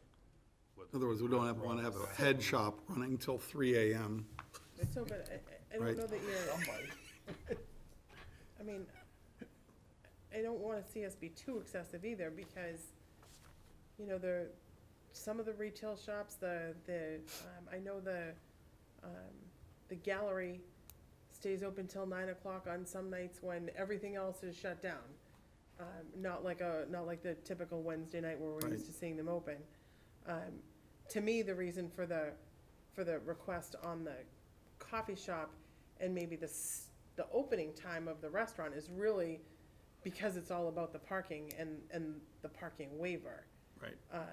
You know, later on, I do think the selectmen are gonna control based on the liquor license, and the entertainment license. What about starting time of 11 a.m. for the restaurant? Would make sense to me. Let me right? comment on the You can ask the restaurant. applicant. Yes. I think it's important to realize that when Dino's closed, we lost the breakfast opportunity downtown. Right. We never have a problem with parking downtown in the morning, so why restrict it? Right.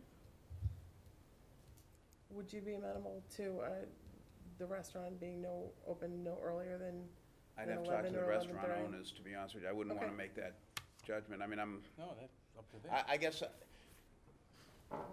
yeah, restrictions in general, I just don't, with, again, with everything we're providing here, and the fact we're pulling this, we're not congesting the center, we're in some ways pulling it out.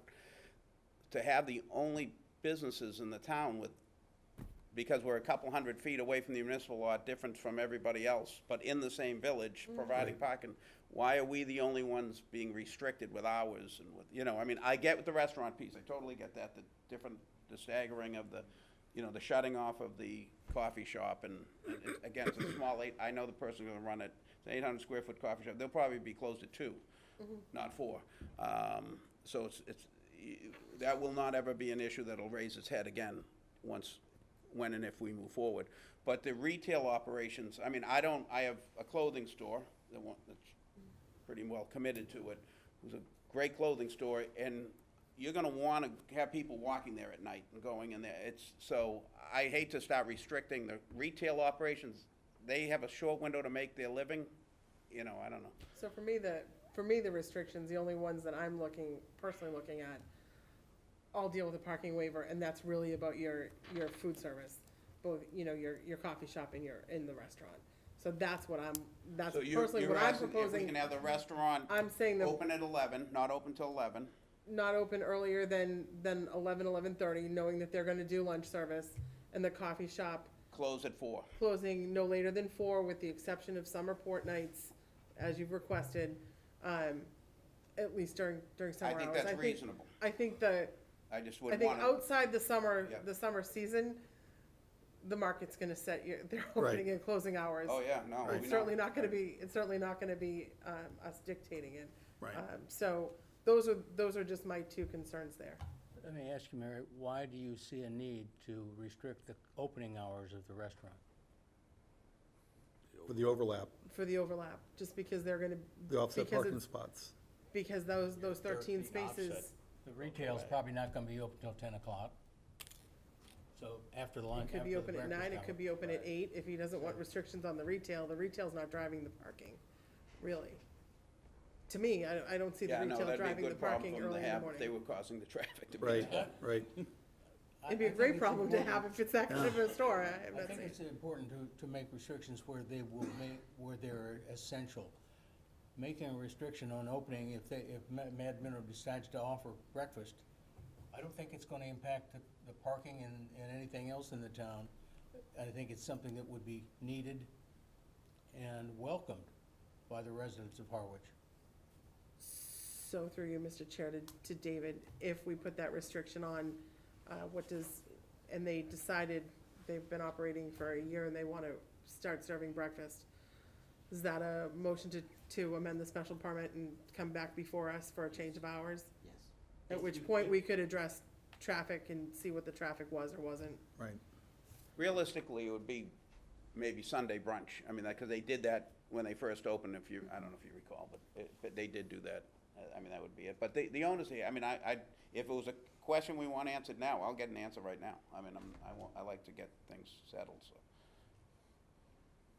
Following up on Mary's, about the hours, do we need to, or is there something, in the town bylaws that restrict the opening hour for the restaurant?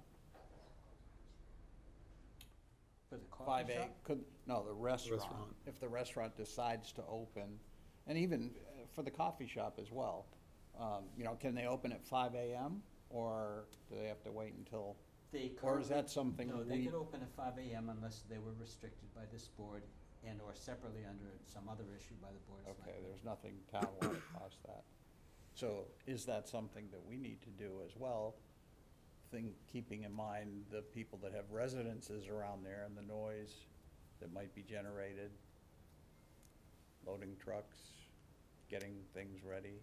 Well, yeah, there's a normal operation for the restaurant anyway. All these restaurants have early morning typically deliveries. I mean, it is a state highway in a business district zone, you know, I mean, it's Right. commercial business zone, so I mean, you're gonna have some noise. Right. If you live near it, it's, you know, unfortunately, that's the reality, whether it's this property or not.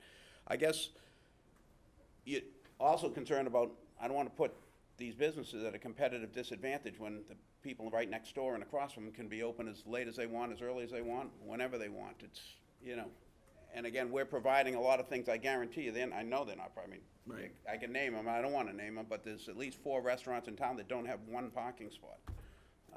But they happen to be 100 or 200 feet closer to the municipal lot, so they can get away with it. You know, and these people are providing it, and they can serve lunch and we can't, so, and I know we're saying now, potentially, that the Mad Minnow can serve lunch. The coffee shop is likely to want to open at 6, I would guess. I think we'd want them open at 6, if anyone going to work. I know I get up early and get a coffee and head on the highway many times. Just want to be cautious about that. I'm just thinking about this whole thing. I'm trying to absorb it all.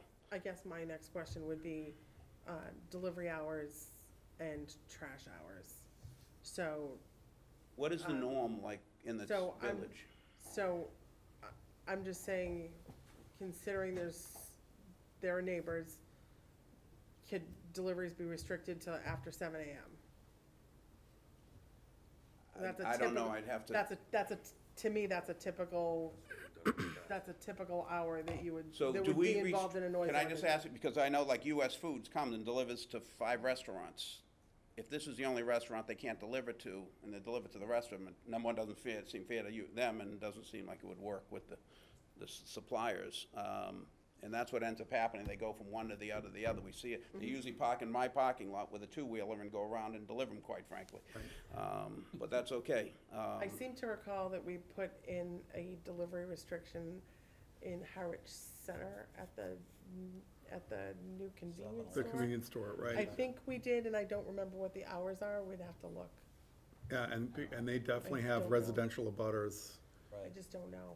I mean, I can't, you yeah. know, to me, you've got neighbors that are pretty close across the street and behind the Well, beeping of the deliveries would be delivery truck. behind the building, so it'd really just be the neighbor behind us, because Right. you've Heather's, you have my properties here, and you've got gas station across the street, so this is a pretty good location in some ways as it relates to not impacting. I totally understand and have empathy, the people that are in the townhouses that are set back behind the Cumberland Farms there.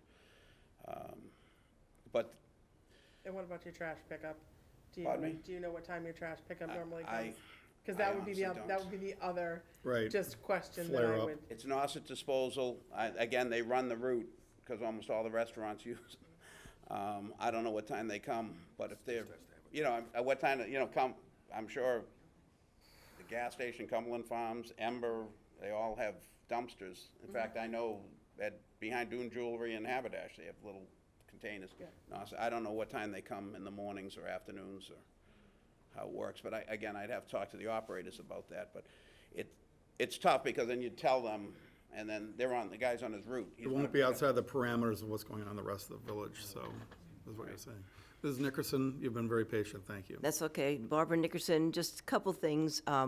Unfortunately, the trash men come at 5 a.m. in the morning, which is 2 hours before they're supposed to come. They're not supposed to be starting pickup till 7, and I'm not saying I'm just saying 5 o'clock I mean, at Embers obviously I this can't morning. control that. No, I understand that totally, but I'm still concerned about this lunch thing, because, Perks started out just as a coffee shop also, and look where we got with Perks, folks. I mean, if 4 o'clock, we're still gonna have an overlap of parking. If you go to 4 o'clock and you have lunch there, there's still that issue of at least 13 spaces, probably more, so. So, if I could just ask you one question. Yeah. So the issue with Perks is what? Well, I mean, exactly. Perks started out as a coffee shop. They used to be closed before noontime. And now they serve The beer breakfast, they garden. serve lunch, they serve dinner, they serve booze till all hours of the night, et So, cetera. as far as the coffee shop is not gonna have a liquor license, and it's going to close at 4 o'clock by requirement.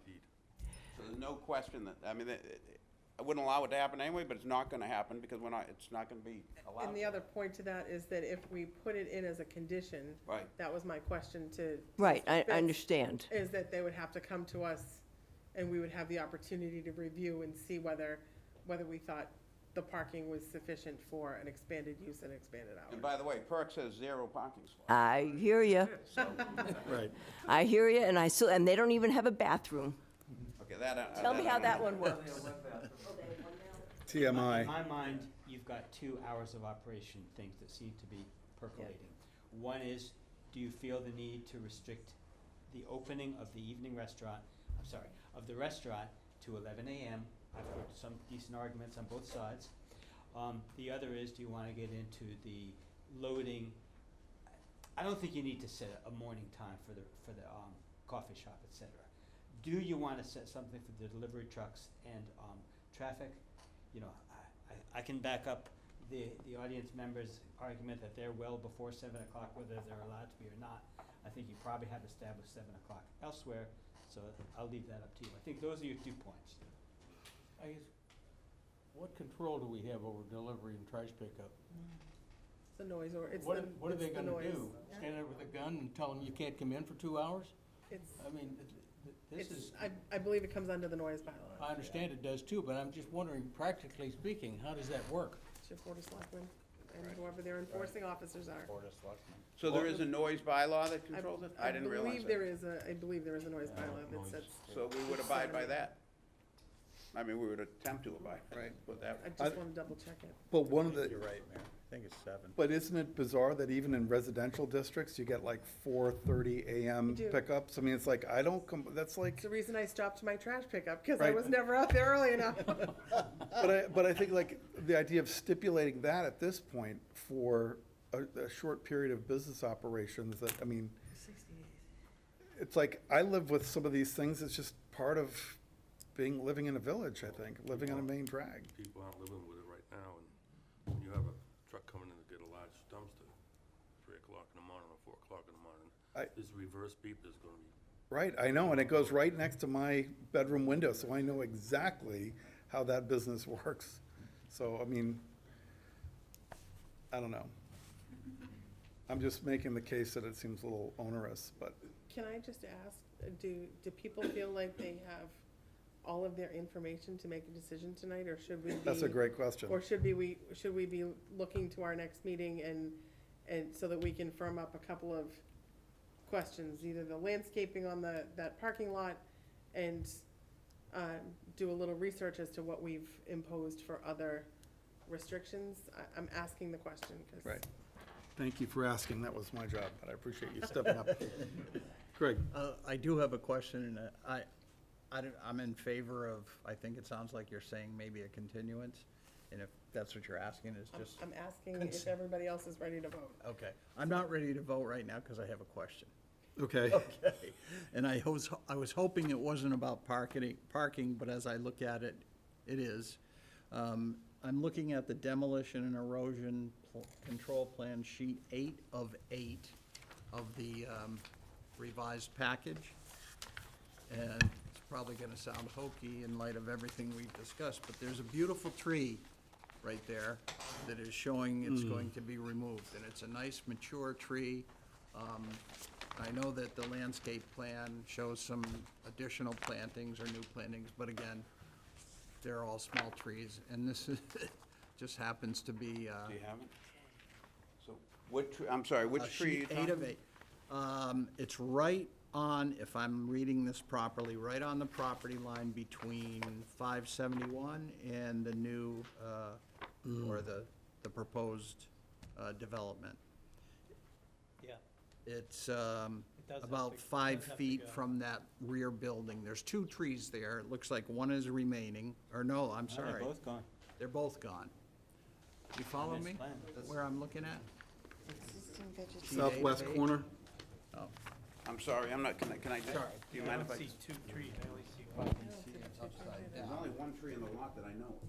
Here and here. You're talking about this right here? There's a beautiful tree right here. You put your parking here, I know that's a On the problem, parking and this tree is right next to it. I don't know about this tree, but I know that tree Oh, would here. have to go because the parking spot's gone. Believe me, we're trying to I balance know, the that's why I parking. said, I was hoping it wasn't a question Right, about the one parking, but closest to ultimately it the is. store details may be able to stay, I guess if it isn't disturbed, she doesn't have any desire to see it go, and I don't either. But the one in the middle there would definitely have to go. I There's guess I one would right just in front of the ask store. if there's, One right here, and then there's one like right here. That one would have to go, but that one may not have That to. one we might. We would try and salvage, that's all, you yeah, know. if there's anything that can be done to salvage it, it's a beautiful tree, then I know not gonna be any mature trees left on the I property. think that can stay. The inner one, the big one up to the street now. No, not towards the street. No, he's talking No, about no, there's the two in one- the driveway. Yeah, that one, Yeah. we think we can get that to work. I guess if I could just, I don't know if I'm out of order doing it, but are there questions that I could answer now? I mean, I'll give you definitive answers before we leave. I would do whatever I can to, I know we'll have some conditions on approval, if in fact, you guys choose to do that. But if there are simple questions to answer, I'd like to answer them now and not have a continuance, if that's at all possible. My only thought is the landscaping and revising that parking lot would be something I think would probably want to see before we approved it. Could that be something that planning staff reviews? Part of our Or building could permit? make We it have a- temporary planning staff who's. It just came up tonight, but we will, We don't really we'll have do it, so. planning staff right now, except Mr. Spitz under contract, so, that's kind recommend we that's kind approve. of hard to do. So in other words, Megan, what's our next meeting? right, 3 weeks. 23rd? We haven't No. passed, approved it. September. with the condi- Mr. Chairman, if I may, Mr. Chairman? right. Yes, Um, 13th. 13th. I would suggest to the board, there's no time like the present. You vetted this whole project an hour and a half a month ago, almost 2 hours tonight. You've got all of the people here that need to be here. Everybody said their piece. I wouldn't want to see the board get hung up on just trash delivery and a trash pickup and delivery in the morning. You could have some kind of a general standard that's compatible with other businesses in the village. We all recognize that it's hard to enforce and they don't necessarily abide by it. But I think with the scope and the magnitude of this project and the temporary town planner saying, leading off both meetings with, this is exactly the type of commercial village development that we need for Harwich and Harwich Port. Everybody has their reservations about it, but the market would probably control a lot of this. If I can't find parking, I'm not going to go down there. Right. And it is just for 2 months. So I would suggest to the board that it make a decision tonight, not go for another continuance. Maybe you don't get everybody here then next time. And the way these meetings go, after 44 years in this business, will be another hour and a half, 2 hours at the next meeting, discussing probably a lot of the same issues. I think you're there, and I would suggest that you make a decision this evening. Thank you, Mr. Kroll. So, I think we could probably come to an agreement if we have a time schedule on opening and closing. of right, I think restaurants. if we get tack down a couple of conditions with the same kind of general language and the idea of also kind of neighborhood spirit, which I think animates your impulses here, I think if we can get something like that, the language into this, the findings and agreements, findings and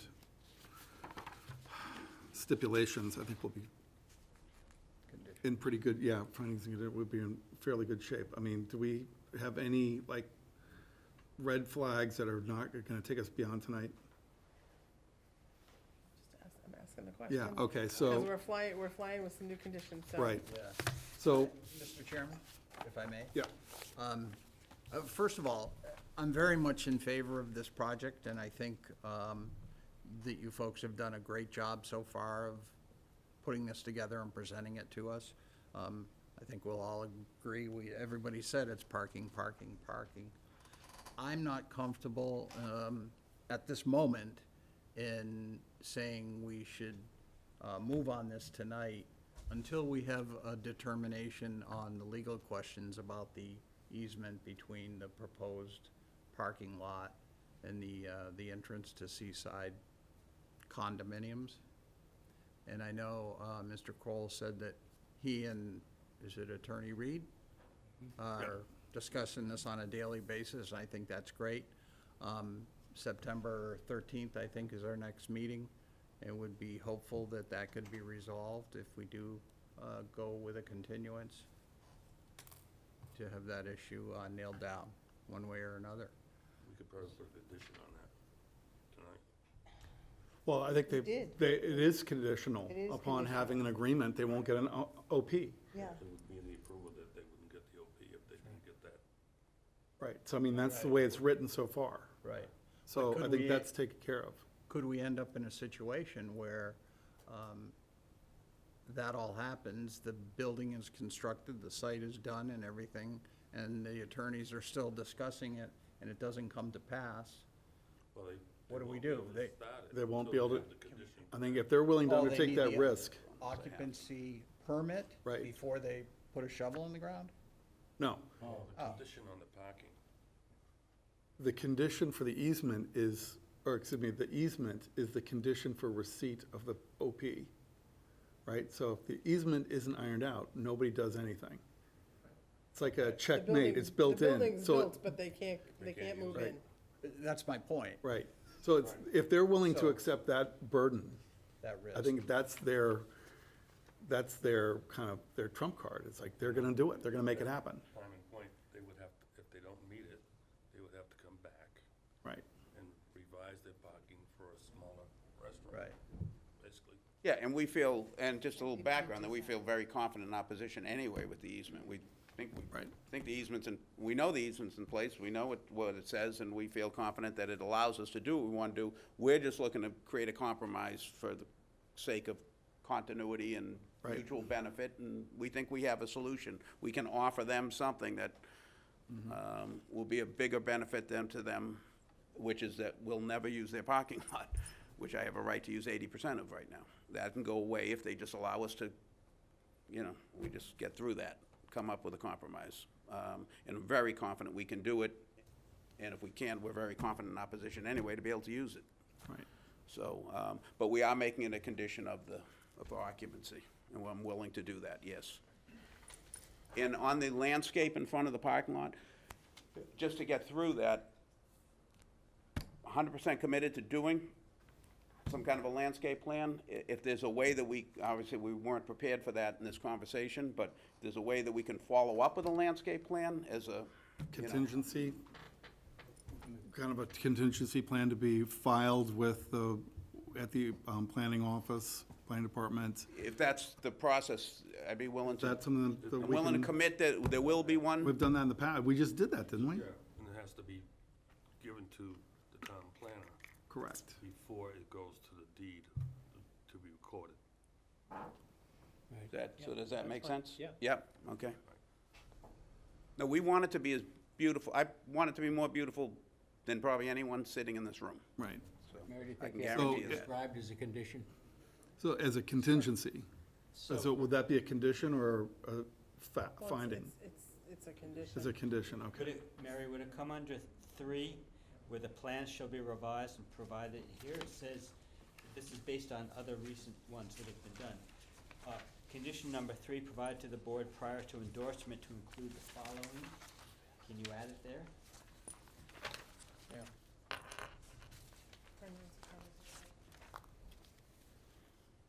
Sure, you mean add the Endorsement right there. Landscaping, right. There's really two places, one in front of the parking at 71 and, 69, and also that little, by the first parking space. On 571? Well, one right here. It's 569, isn't This it? parking. Right, that's it, yeah. And how long here? Yeah, fine, yep, that little spot there. And right now, there is some landscaping out there, there's a couple of trees because. shown, yeah. Yeah, exactly, because it wasn't really the focus, yeah. That's right in front of the real estate office, Cape Cod Associates, right there, yeah.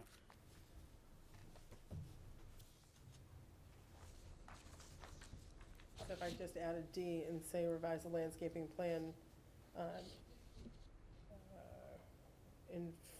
for the area in front of the 569. new parking lot at 569. And I think what that's gonna do is go, if we go to number, item number 20, we're gonna have to strike out the second sentence, which is 2 requests for parking lot landscaping waivers are reasonable. This will just obviate. Take that as 20. No, you still need number 20. No, Those- the those- second sentence, Yes, The two those requests. requests are specifically on the number 575. on 575, okay, I take that back.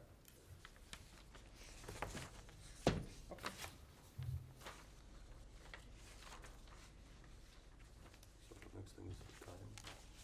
Right, then we have hours of operation,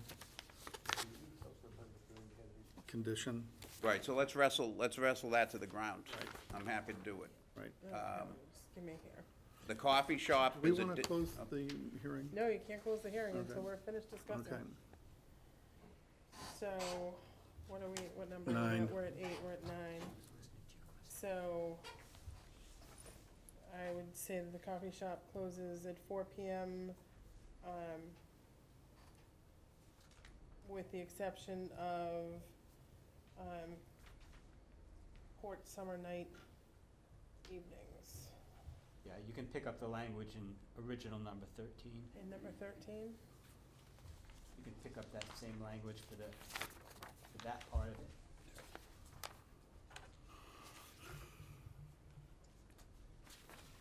Third sentence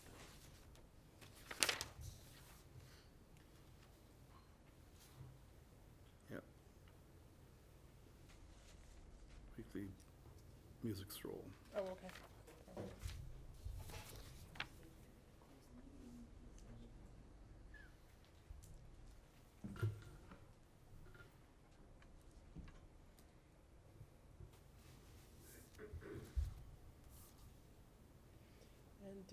And did we also state that the larger restaurant was to open no earlier than 11? Correct. Can I just turn and ask, make sure they were 100%? Yep. Is that okay? 11 a.m. opening? Done.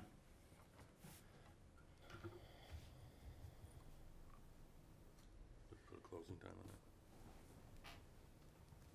I personally, Or do we just let the selectmen? I would let The the selectmen selectmen, deal with right. that. The license. Yep. Yes, right.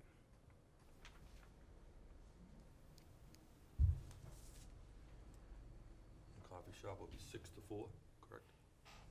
We'll close at 4. Open at I didn't know about the opening time, but I'm Right. guessing 6.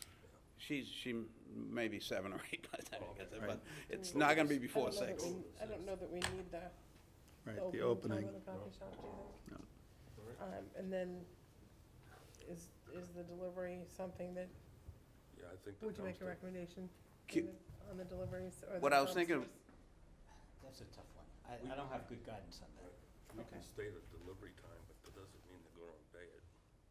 I'm not saying you won't. The Cisco delivery won't, trucks right. Right. And I don't know what the bylaws state, but I'm going to educate myself on that, because I would like to see my buildings abide by it, Yeah, to be we have honest a with noise you. law. I thought it was 7 AM in the bylaw. The for noise bylaw is 10 PM to 7 AM is noise I restriction. think that's what you rely on, Right, without a condition. and, Right, Without a condition? without a condition. Okay. And then enforcement with that, Megan, I think is just through the police department, correct, to issue a citation? Selectmen, police department, whatever. All right. Okay, Good luck with that. is everybody done? We have one, Just More one comment? other comment, back to the safety issue. I know when we talked about the crosswalk, a lot of people nodded and said, good point, but it's not clear to me what the actions, and who has taken actions to propose that with the state. So we're gonna add a finding that, that we determine that a crosswalk in the area of 575 Route 28 would be an asset to the space and in the best interest of the desirable town. for the town, for the village, yeah. Okay, so that's a finding, and then what happens after, now that you have the finding? So we can make the finding and we can put a condition that they make application to the state, but we can't control whether the state DOT Of course. approves it. And then this woman over here, I'm sure. Megan. Megan also mentioned that you were going to talk to The DPW director. DPW, right. DPW as well. Okay. Which we're happy to work with if that's who Right. we should work with, right? And they would be responding to an applicant's Right, request, that we can't Okay. apply for it. Right. perfect, yeah. Okay, thank you. Thank you.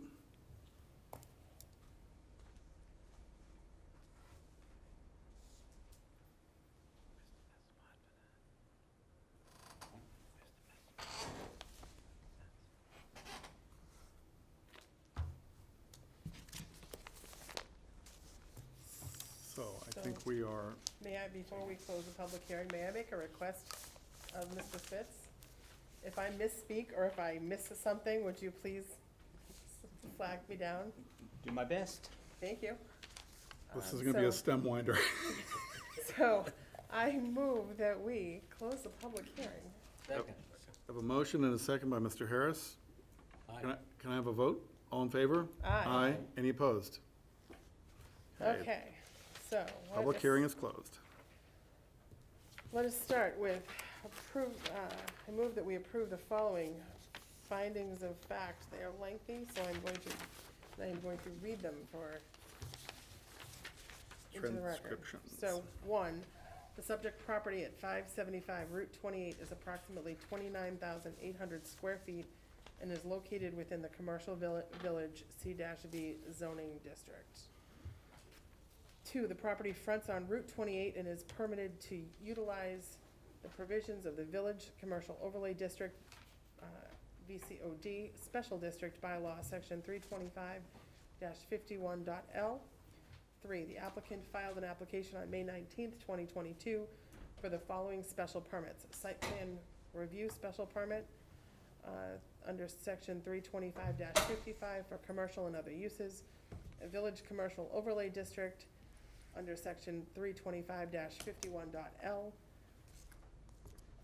Mixed-use development under Section 325-51.M.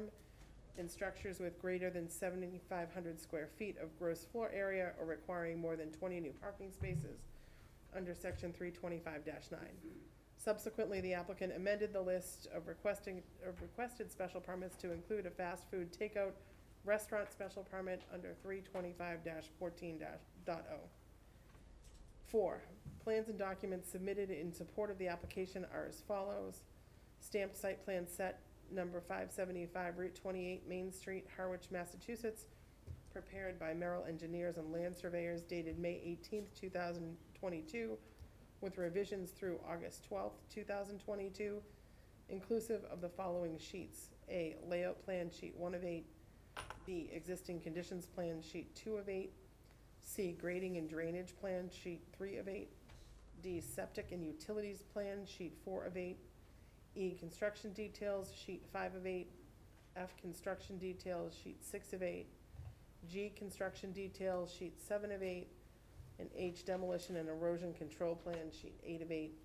Stamped architectural plan set 575 Route 28 Harwich Port, Mass, prepared by Rescom Architectural Inc., dated 5/19/22 with revisions through 8/18/22, inclusive of the following sheets. I, a landscape plan sheet L1.0.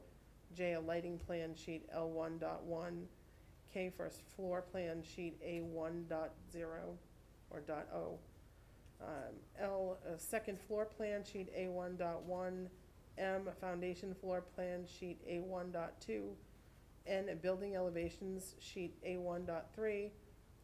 O, signage elevations sheet A1.4. P, site photos sheet A1.5. Q, conceptual aerial photo sheet A1.6.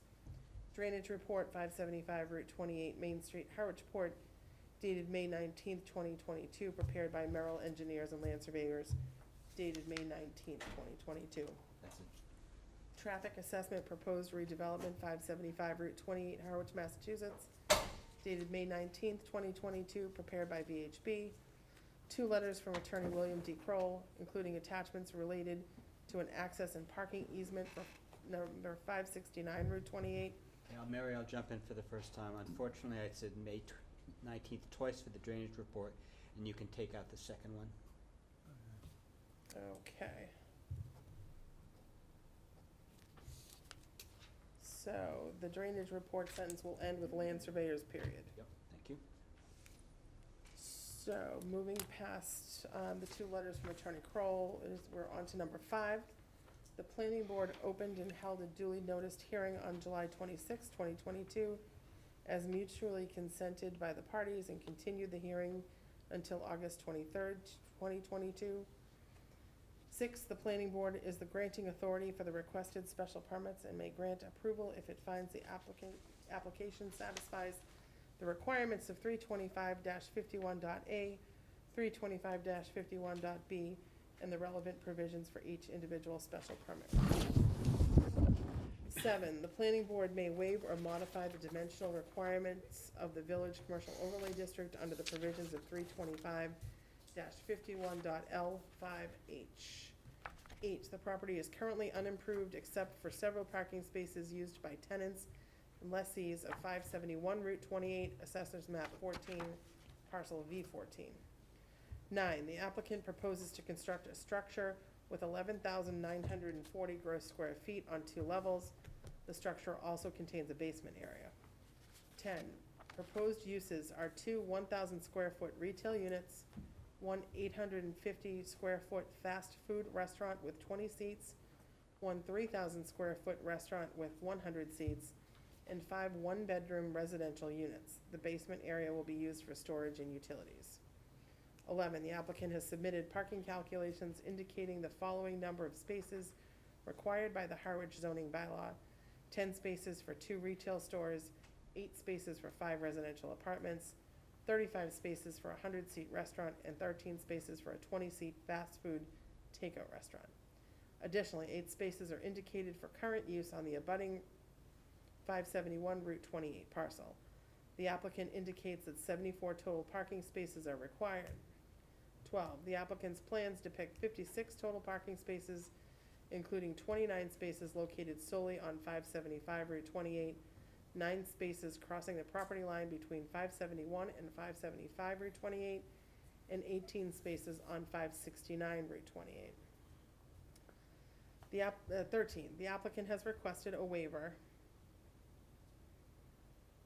of 18 parking spaces, with 13 of those justified by offsetting hours of the 2 restaurants. The applicant has stated that the fast food takeout restaurant will close at 4 p.m. daily, except during the weekly Harwich Port music stroll on summer evenings. The applicant has also stated that the larger restaurant will primarily operate during evening hours. This restaurant also may operate during lunch hours, but the applicant has stated that this usage should be less than in the evening. And a waiver of 13 parking spaces is reasonable to reflect different peak hours of use for the 2 restaurants.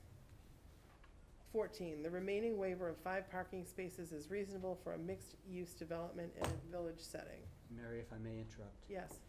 I am recommending, and just to make this clear, if it's not, that you strike currently worded 15 and 16 and continue on the other sheet from 15 through 15 through 18. So 15 and 16 strike. Okay, so we will start. New number 15. The applicant amended the original application for 575 Route 28 to include 2 properties at 569 and 571 Route 28. 569 Route 28 is approximately 7,500 square feet and is currently unimproved. 571 Route 28 is approximately 13,500 square feet and has 3 structures. Both parcels front on Route 28 and may utilize the VCOD bylaw.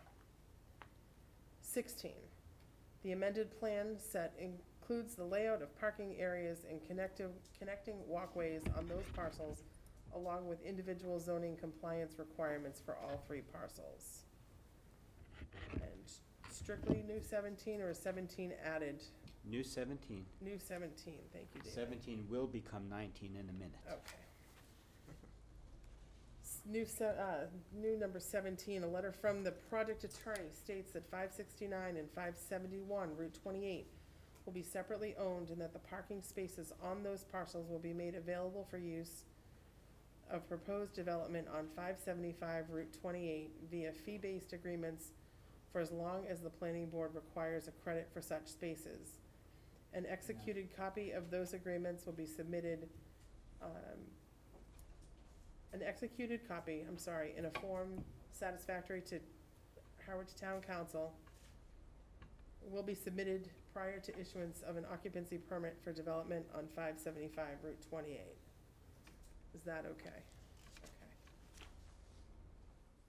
18 is also new, correct? Yes? 18, the parking spaces on 569 Route 28 require site plan approval for a commercial parking lot, a permitted use in the CV zoning district. Then you're up to 19, which was previously number 17. Previous 17, okay. So you're gonna so- add 2 to every Yep, number so, here. so, 19. So 19, in addition to the parking waiver, the applicant has requested the following waivers. Design of the radius of the access road under section 325-42.h. Parking setbacks from property lines under section 325-42.l. Parking lot trees under 325-43.b. And interior landscaped islands under 325-43.c. 20. In order to maintain the location of the existing access point, it is reasonable to allow the extension of its radius across a small corner of the abutting property. 21. 0-foot setbacks are reasonable to facilitate shared parking between abutting parcels in a village setting. 22. Sufficient landscaping is proposed at the front and rear of the proposed development. The 2 requests for parking lot landscaping waivers are reasonable. Okay, may I ask? Yes. In light of your wanting to add something on 569, do you, I don't know if this is advisable, at the front and rear of the proposed development on 575. Okay, And here. Right. so I'm gonna amend I'm gonna amend the motion for the proposed finding under 22 to read, sufficient landscaping is proposed at the front and rear of the proposed development on 575 Route 28. The 2 requests for parking lot landscaping waivers are reasonable. Thank you. 23. The proposed site access is subject to the jurisdiction of the Massachusetts Department of Transportation. 24. The applicant's traffic engineer has submitted an assessment regarding projected development, trip generation, and safety at the proposed site access.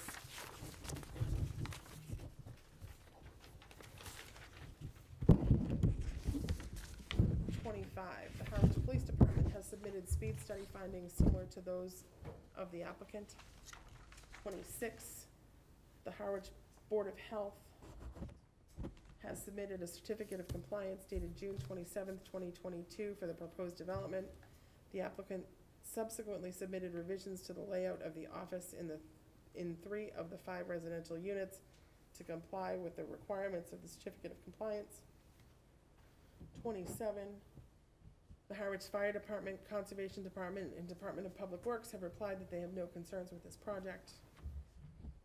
28, the proposed building architecture and the orientation of the building to Route 28 comply with the purpose of the Village Commercial Overlay District under section 325-51.L.1, and that they are in keeping with the Harwich Port's historic development patterns, including the size and spacing of structures.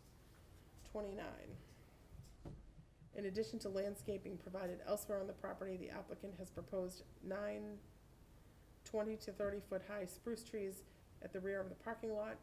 These trees, in combination with the existing solid fence built by the abutter, will effectively screen the parking lot from abutting residential property in accordance with section 325-43.c of the Harwich zoning code.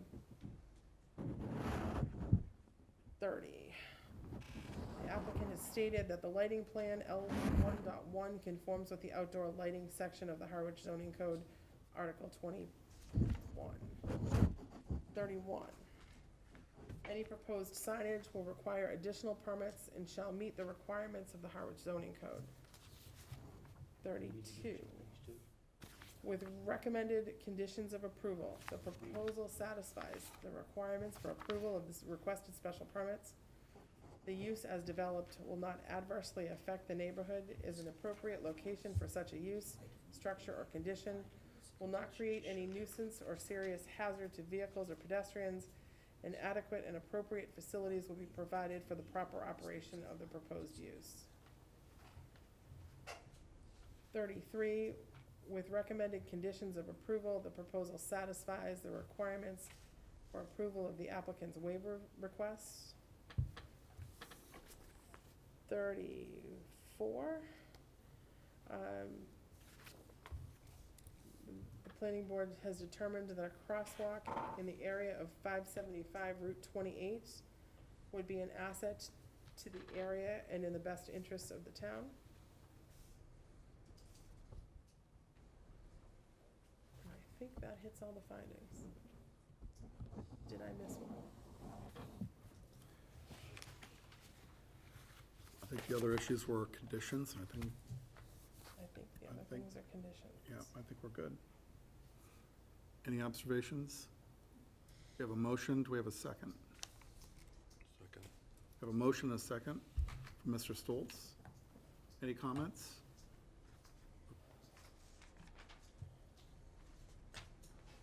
All in favor? Aye. Any opposed? Motion carries. Okay. So, the next item, I would move that we approve the following requests for waivers.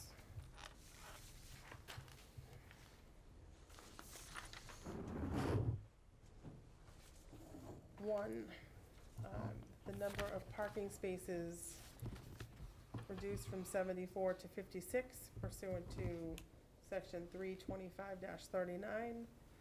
2, that the design of the radius of the access road waiver is approved under 325-42.h. 3, that parking setbacks from the property lines pursuant to 325-42.l is approved. 4, that the parking lot trees subject to section 325-43.b is approved, and that finally, under 5, the 5th waiver, the interior landscaped islands, under 325-43.c is also approved. We have a motion, do I have a second? Second. Thank you, Mr. Chadwick. Any questions? Any amendments or hearing none? All in favor? Aye. Any opposed? Carries unanimously. May I ask a question to Mr. Spitz, through you, Yes. Mr. Chair? Mr. Spitz, would you recommend separate motions for each site plan, for each special permit, or do it as a combined motion for, under all 5 together with joint conditions? You know, this is a matter of just practice of the board. I tend to be simple and make it in one motion. Okay. We'll follow your lead. So.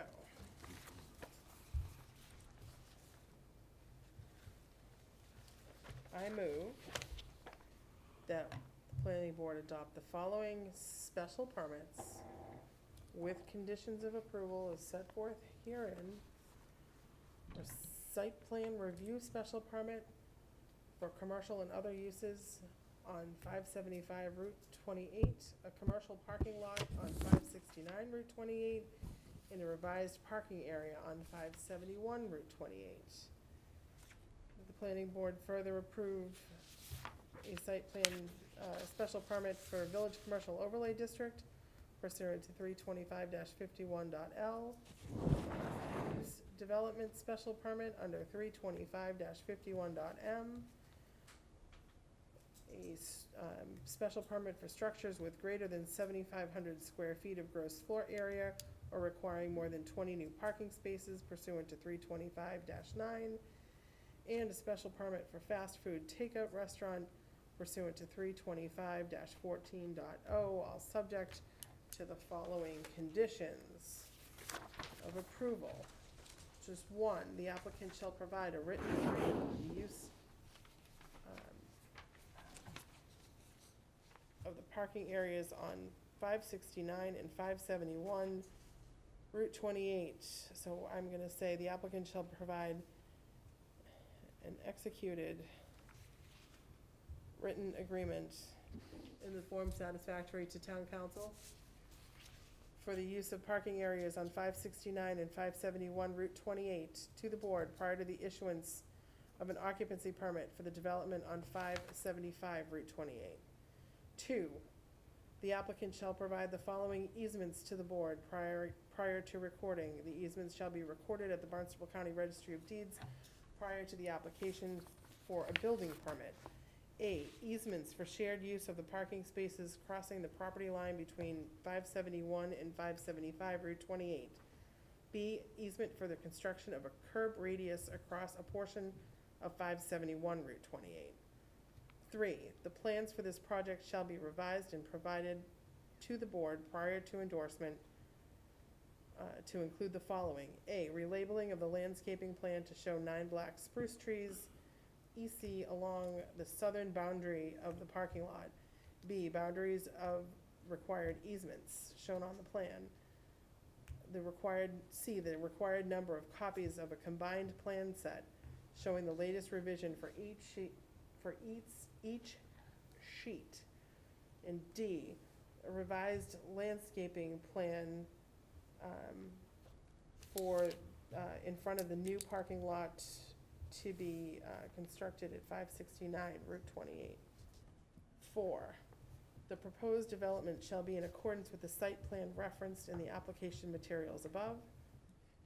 5, this decision shall run with the property. 6, this decision shall not be effective until it is recorded with the Barnstable County Registry of Deeds.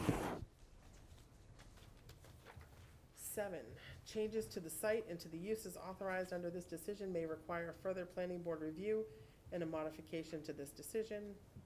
8, the applicant shall conform to the inspection, certification, and as-built plan requirements outlined pursuant to section 400-18.g of the Harwich Code. 9, I'm gonna copy language of 13. 9, the fast food takeout restaurant will close at 4 p.m. daily, except during the weekly Harwich Port Music Stroll on summer evenings. 10, the restaurant shall open no earlier than 11 a.m. And 11, the applicant will apply to the Mass Department of Transportation to add a crosswalk in the vicinity of 575 Route 28. Is there anything that I missed? I'm sorry? I think we said we weren't. That was we gonna be in the rely on code, the noise yeah. ordinance, the noise bylaw. All right, we have a motion and a second. One other, I'm sorry, I missed Okay. one condition. Enforcement, Did we need a condition, David, for an executed copy, for an access agreement at 567 Beachside Condo as a condition to obtain an occupancy permit? Mr. Kroll had talked about that as a suggestion. Doesn't hurt. Yeah. Okay, so we will add, so we're at 11, we will add 12 to say, let me copy the language.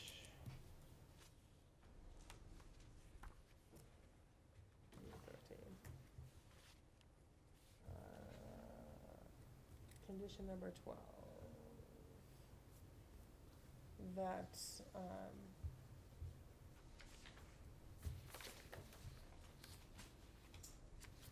that executed copies of an access agreement with 567 Beachside Condos shall be submitted in a form satisfactory to town council, to the planning board, prior to the issuance of an occupancy permit, again, for the development on 575 Route 28. That would be 12. I think that's all of them. We got them all. Can you read the last one again, Mayor, please? Sure. That, just let me find my notes. That an executed copy in a form satisfactory to town council of an access agreement with 567 beachside condos shall be submitted to the planning board prior to the issuance of an occupancy permit for the development of 575 Route 28. So it should mirror the language of the fee-based agreements.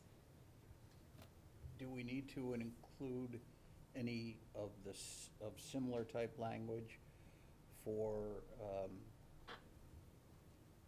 the agreement between 571 and 575, given that they're So we now already did. three So separate that was in, ownerships? that was in revised 17. So I just mirrored the language Right. from 17 for, in the findings, I That just was mirrored way that back into. in number Right. one. Okay. Oh, was it Right. way back in number 1, you're correct. Because I'm Thank you. thinking of findings and it was conditions, right? Right. I remember it all. I know. Okay, we have a motion and we have a second. Are you okay with that, or do you want me to revise section 1? No, I'm okay. Just leave it as 12? Yes. Okay. We have a second from Mr. Stoltz.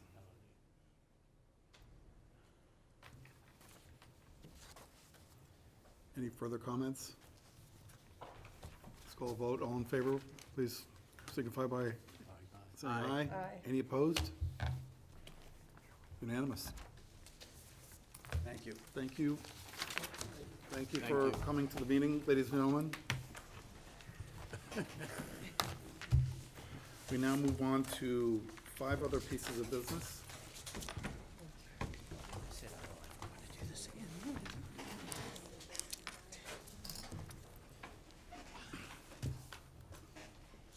Our public meeting now continues with requests for inspection and completion and sign off on as-bills. The first one is 282 Route 28, Cool Change LLC, the Allen Harbor, which was PB 2020-34, which I believe we're all here, except for our 2 newest members. We were all signed off on this 18, 20 months, something about that ago. And have you all had a chance to go and look at that? Okay.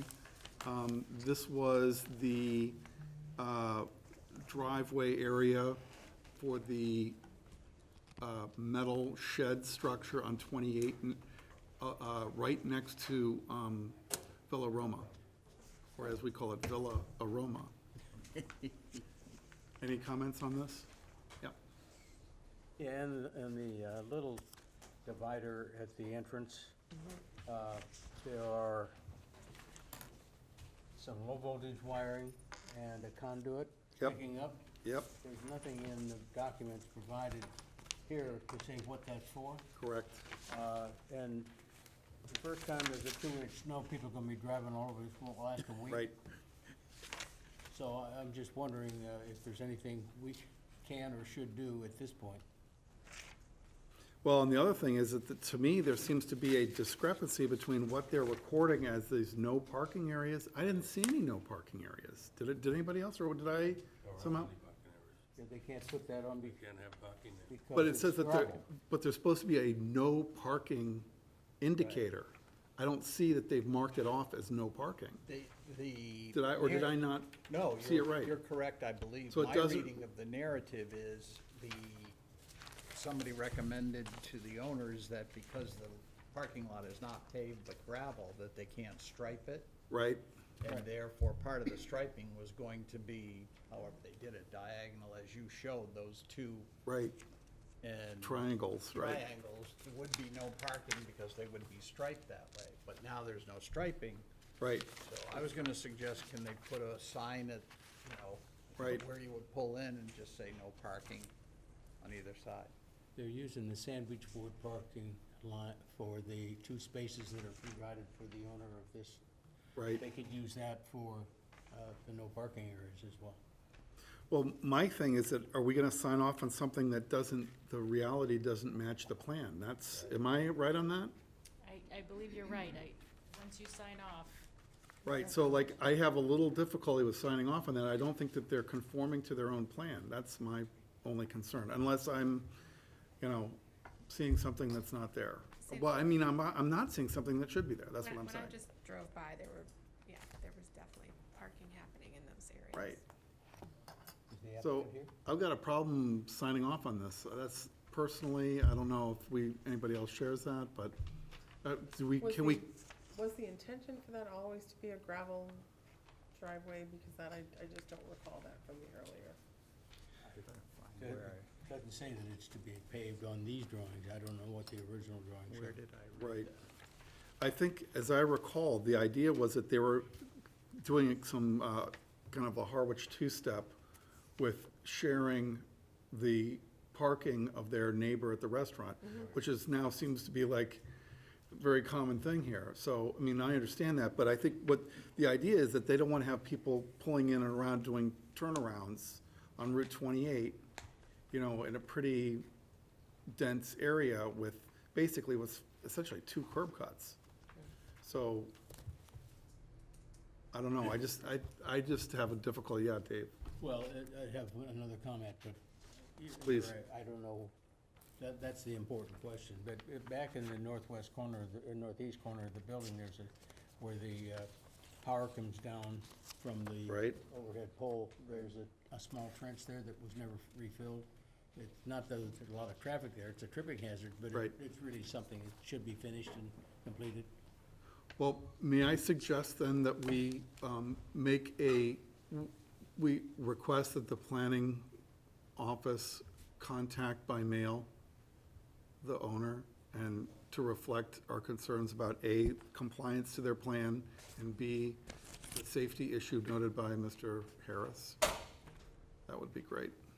And then, once we get that in line, I think we'll have something that we can sign off on. Do you want my comments? They are showing 4 parking. thank you. Right.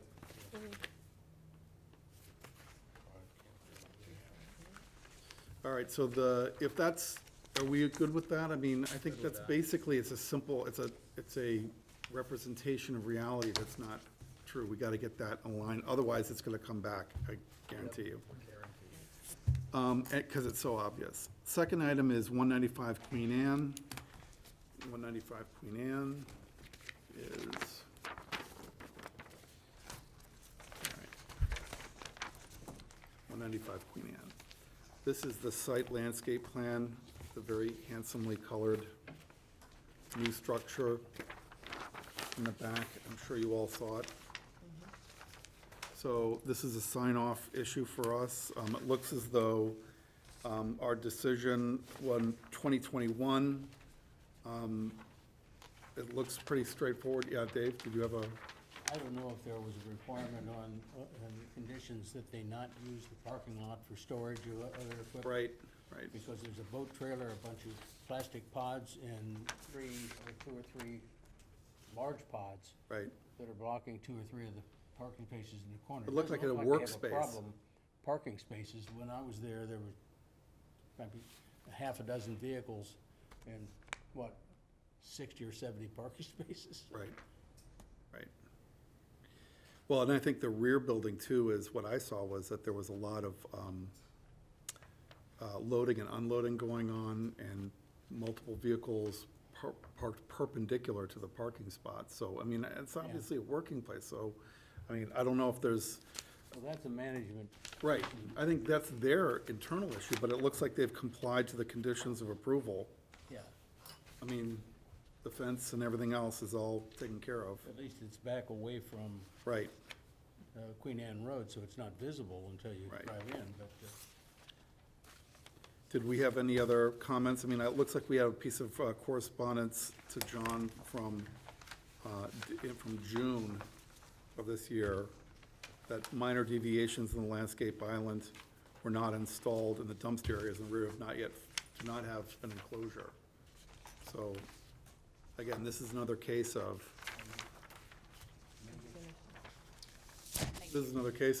I think we don't have compliance to what the approval is, so I'm kind of hesitant to sign off on that. I don't know. And I hate to defer it, but I mean, am I reading this wrong? No, Megan, does this strike a bell with you? This is one that Elaine didn't get out to. She was relying on possibly one of you guys going Right. to look at it. So if you're not comfortable that they've complied, I don't like signing off on things that aren't 100%. All right, well, I mean, I think the questions were basically about the landscape islands in the front, and the dumpster area does not, I mean, again, is this something we want to get them to put their feet to the fire? If there was nothing on the original approval to limit them using that for storage of pods and other stuff, No, it's on there. we don't have any recourse, but if there was. Right. And I couldn't find that on the drawings that were provided, so. So then I would recommend we do the same thing, that we consult with Elaine and make sure that we have a consensus and that we communicate our concerns with the property owner. Who's, a question? Yeah. Who is responsible for the enforcement of what Dave was just talking about? No vehicles other than for sales or service stored on the lot and other things. There's also a dumpster, in addition to the one in the back. Building that's not inspector, enclosed. okay. There's one in the side parking. It's the There building was- inspector. It's the building As inspector? the zoning enforcement officer for the town, he would enforce those items. We Okay. have one now? No. We do. Sure, we have a Sort of. temporary, right? Right. Yeah. And I have one, Don't have a building inspector? Don't have a commissioner. Right. correct. So the next item for inspection sign-offs on as-built are the Main Street Stone Horse property. And this has got a long storied history that actually predates my participation on the board. But I'm sure that Mary was here, and I'm sure that Bill and Dave were here, right? We were. Yeah. Were you here, Craig, on this, for this, for Stone Horse? was. Because I think you guys were wrapping this up when I mean, I remember discussion about it. So the question is, yeah, Chair, Elaine received an email from Mr. Attorney Riley requesting a continuance to September 13th. okay, that settles that. So I move that we continue that matter until September Yeah. 15th. We have a motion and a second, let's do that. Can I ask a question first? Yes, sir. Okay, And your name is? My name's Kent Druschella, Okay, and I represent the owner who's the largest abutter to this direct So property. can I just ask one question before you say anything? We're only in a public meeting, not a public hearing, correct, for this? right. So, okay. I just want to Yes. clarify that, Yep. so we're okay. You're okay. I'll just bring up the biggest concern first, because I have a lot. But the biggest one is, right now, the building is presently being occupied without a temporary occupancy permit or an occupancy permit. Either one. Does the town realize its liability that it's facing? If anybody were to get hurt there, you guys would be in big trouble. Right. If it was somebody, if they got a lawyer and they would be, a building would be occupied without permission. Before you guys go anywhere else, you better look at that building really tight, because there's a lot of foul-ups in it. And I'll be here at the next meeting. Thank you very much, I'd appreciate your input. All right. Thank you, sir. Appreciate you sticking through this meeting. That would be for the building commissioner. Right. Yeah. But we still have to sign off on as-built, right? So it's weird that somebody would be occupying something without, It had a temporary occupancy, but I believe it has expired. okay, So that's where we're at. Yeah. expired in October of 2021. But he's still allowed to make money. The reason Okay. why it hasn't been signed off is because of this site plan. Right. Okay, well, that takes care of that item. We have informal discussions regarding Mr. Ken Eubanks at 231 Queen Anne. Mr. Eubanks?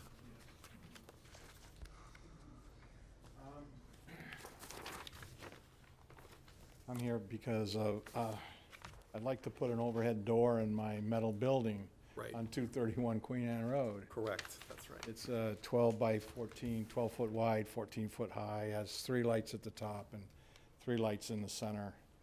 And it's just for ease of access to the bay that's there. Right. So that's why I'm here. Is there any reason why this wouldn't have been kind of de rigueur with the certificate of occupancy that as issued? Well, I bought the building in 1999. Right. And, you know, at that particular time, we didn't have the money or the want to be able to do this, and now things changed. Right. Just like if you do something to your house, add a door, add a window, that's basically what we're doing. Right. Yes. The site plan that was approved in 1988, is the windows being replaced with the door on the east side in between, if I count from left to right, one, No, it's two? going to be on the west side. It's going to be facing the town transfer station, that particular lot. So is it on this drawing or not? The new, That I don't know. I don't know what you're looking at, because she's. I'm looking at an 88 drawing. Yeah, I don't have a copy of that. She said she was supplying you, and I didn't know what she was supplying you, so, so. You want to take a look and just give us kind of an idea of what you got in mind? The west elevation is at the bottom. This is the west elevation here. right. So, originally, where this door was originally moved down in this area here so that it would be, there's another door here, but we wanted to put a bay door basically right in this particular area here. This is not, this drawing is really not to scale, but it's close simile, you know, Okay. of what actually happened, you know, so. It's the back page. Okay. I just couldn't tell from the drawing where the new, Right. where the windows were coming out and the garage door was replacing So them. that, it's gonna go on the west side facing the, and again, right now, the gentleman is in there as, we store stuff there, and this is, cars, he stores cars there that, some older antiques. Right. And, ease of getting in, better access to get them in or out. at I'm this- assuming that the structural analysis reveals that you're not endangering any, No, as a matter of fact, property we'd or- be enhancing it because of the steel beams that we'd be putting in there for the door. reinforce it. Yeah, we have to reinforce it, you know, and, I have some, let's see, I didn't bring enough for everybody, I don't know. The beams are they go right to the top. Okay.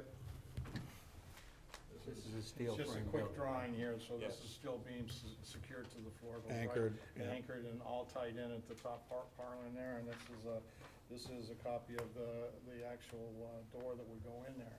3 lights at the top, 3 in the center. So is this something we refer to the building commissioner? It says Well, informal they- discussion? Yes, I hope that you would, but they refer me to you. Okay, so, but I'm just wondering, how do we get some action on this? Yeah. Here's a question. I'm assuming it was a site plan back in 1988 when it was built. Yeah, I'm sure it was. So- So I don't know, I wasn't So if there. it was a site plan special permit, then you probably have to come in for a modification of it. And, you know, it would depend on whether whether it becomes a change in use and whether it affects the parking and all of the other things is what I would think. Well, just as a point of interest, how would it change of use if it's industrial? It's an industrial building. Right. So there is, it's being used as an industrial building, there is no change of use.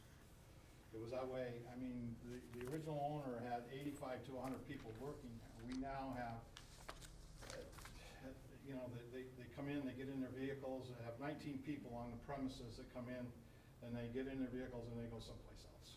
So, I mean, So whenever the building was built, if it was a site plan special permit, it would have a special permit, just like we approved with the last building, and it would contain conditions and parking and everything else. So it would just be a matter of whether, you know, anything you're doing is gonna change that. So we And need we to can't get, know that without, we don't know that without that documentation in front so of us. or we how need it to was get Elaine the to, original documentation, you Right. mean? Okay. Right. we need to get Elaine to draw up or to bring out the 1988 document. Elaine can look that up, right? Yes, Elaine can pull that out. Okay, and that'd be great. help you with I mean, it. I'm assuming it was a site plan? Right, I don't know why this is informal today. I don't know if Yeah, it's Unless- just a unless- zoning issue or. unless you were just, you know, because Well, Usually it would the be an man was applicant. referred to us, that's why. right. Right. So Right. let's try and help them out here. I mean, it sounds like we're not doing any damage. In fact, we're enhancing the structure. It's going to, you know, this seems pretty straightforward. I Right, just but hate if the it's a- delay. But if it's a modification, then Right. it has to be advertised and done Correct. just like a regular Right. one, so I get it. that's what I'm saying, I don't know, Notifying of butters and all I don't know that. what it was Right. originally, I'd notify you. And why it's it a part of came. the town. right, and Right. why it was informal. Some people come to us informally just for, Those things were simpler when this was it was approved a than it is subdivision, now. I don't know. Got it, yeah. The I got it. Right, it conditions could have were been a subdivision simpler then then So probably. let's they look are at the now. So, document then. yeah, so I don't just don't I know looked over some off of the top those of our head documents. without seeing They were pretty everything. hairy. I was scary. Because when they were doing, when they had an engineer, the engineer was like $65, $70 an hour, and now he's $375, $400, $450. Right. But the new door is gonna service the same storage area? Same storage area, yes, sir, yes. So do we need even, That's I not, don't expect anything, but that's my personal. Is there already overhead doors there, or this would be the first overhead door? no, there's overhead doors. There's already or overhead. five. This is gonna put another overhead door next to the one that's Right, it's just a existing, question of whether the original documentation said with 5 bays, you know? yeah. I have 16 bays there. Yeah, so that's what I'm just saying, I don't know whether He's not What- increasing the I base. don't think. it right, I ever don't said- know, my point is, I don't know whether the way it was drafted up has some reason that they sent them to us. That's why they because I haven't sent- seen the paperwork. That's why you're here, is we gotta look at the original, I suspect there plan. isn't, but you don't know without seeing it. Okay, I thought they were. So I need to go back to Elaine and. Can you ask Elaine Right. to do that? Yeah. and can ask send it to her. Elaine to clarify it. I'm sure that it's gonna be a straightforward document, either it exists or it doesn't exist. And if there's nothing that's in our court, then it'll be a referral back to the building inspector, correct?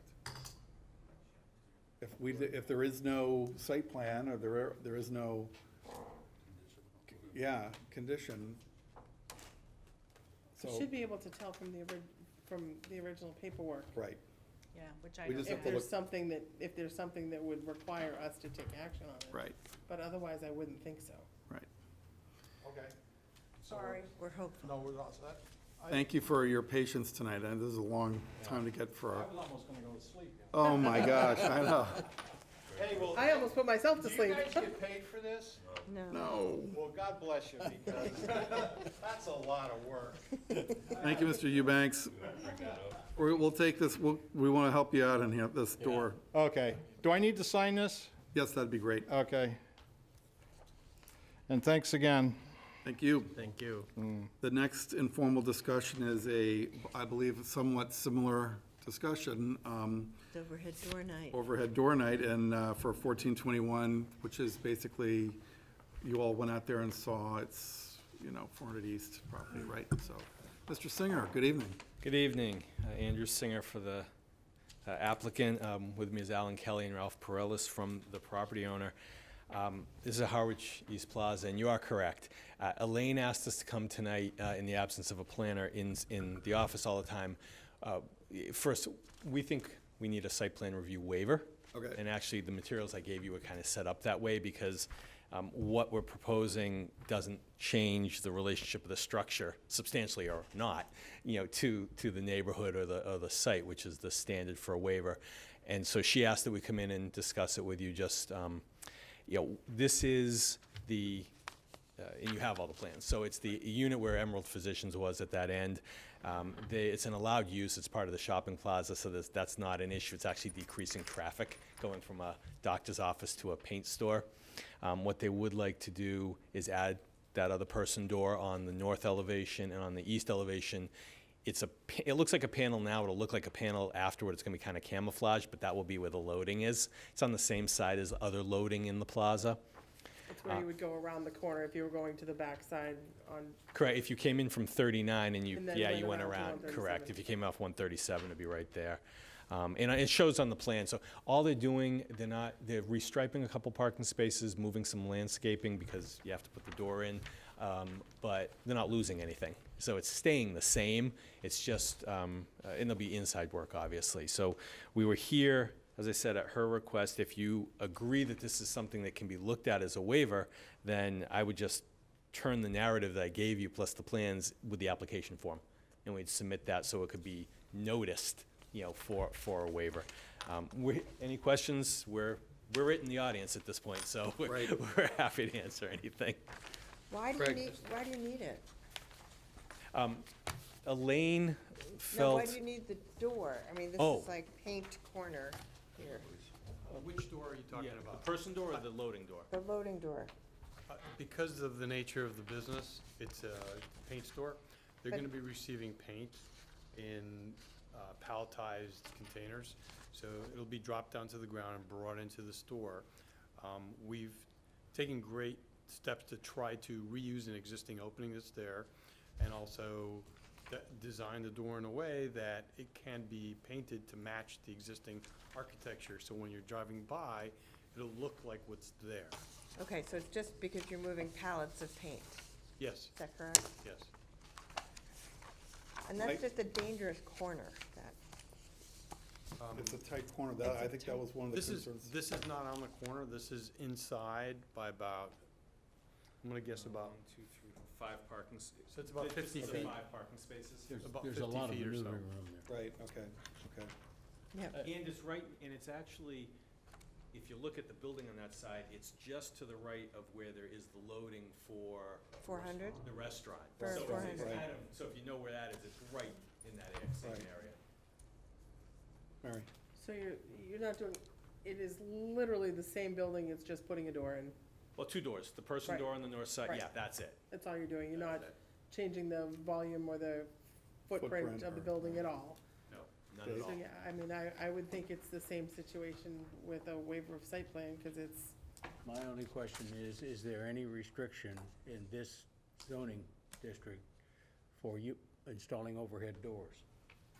Elaine mentioned that to me, that they may be restricted in this zoning area.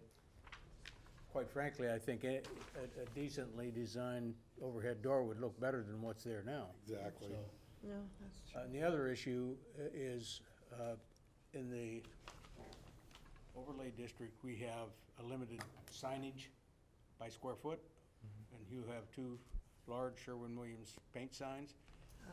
You need to check to make sure that the area of the signage does not exceed what is allowed. Yeah, the running side of Right. each face. Right. The paint store is Sherwin-Williams, and they've hired a sign consultant. And it looks like there's a little appendage, gray, The shed. a shed that's added. Is that going to be yours, or is that somebody else?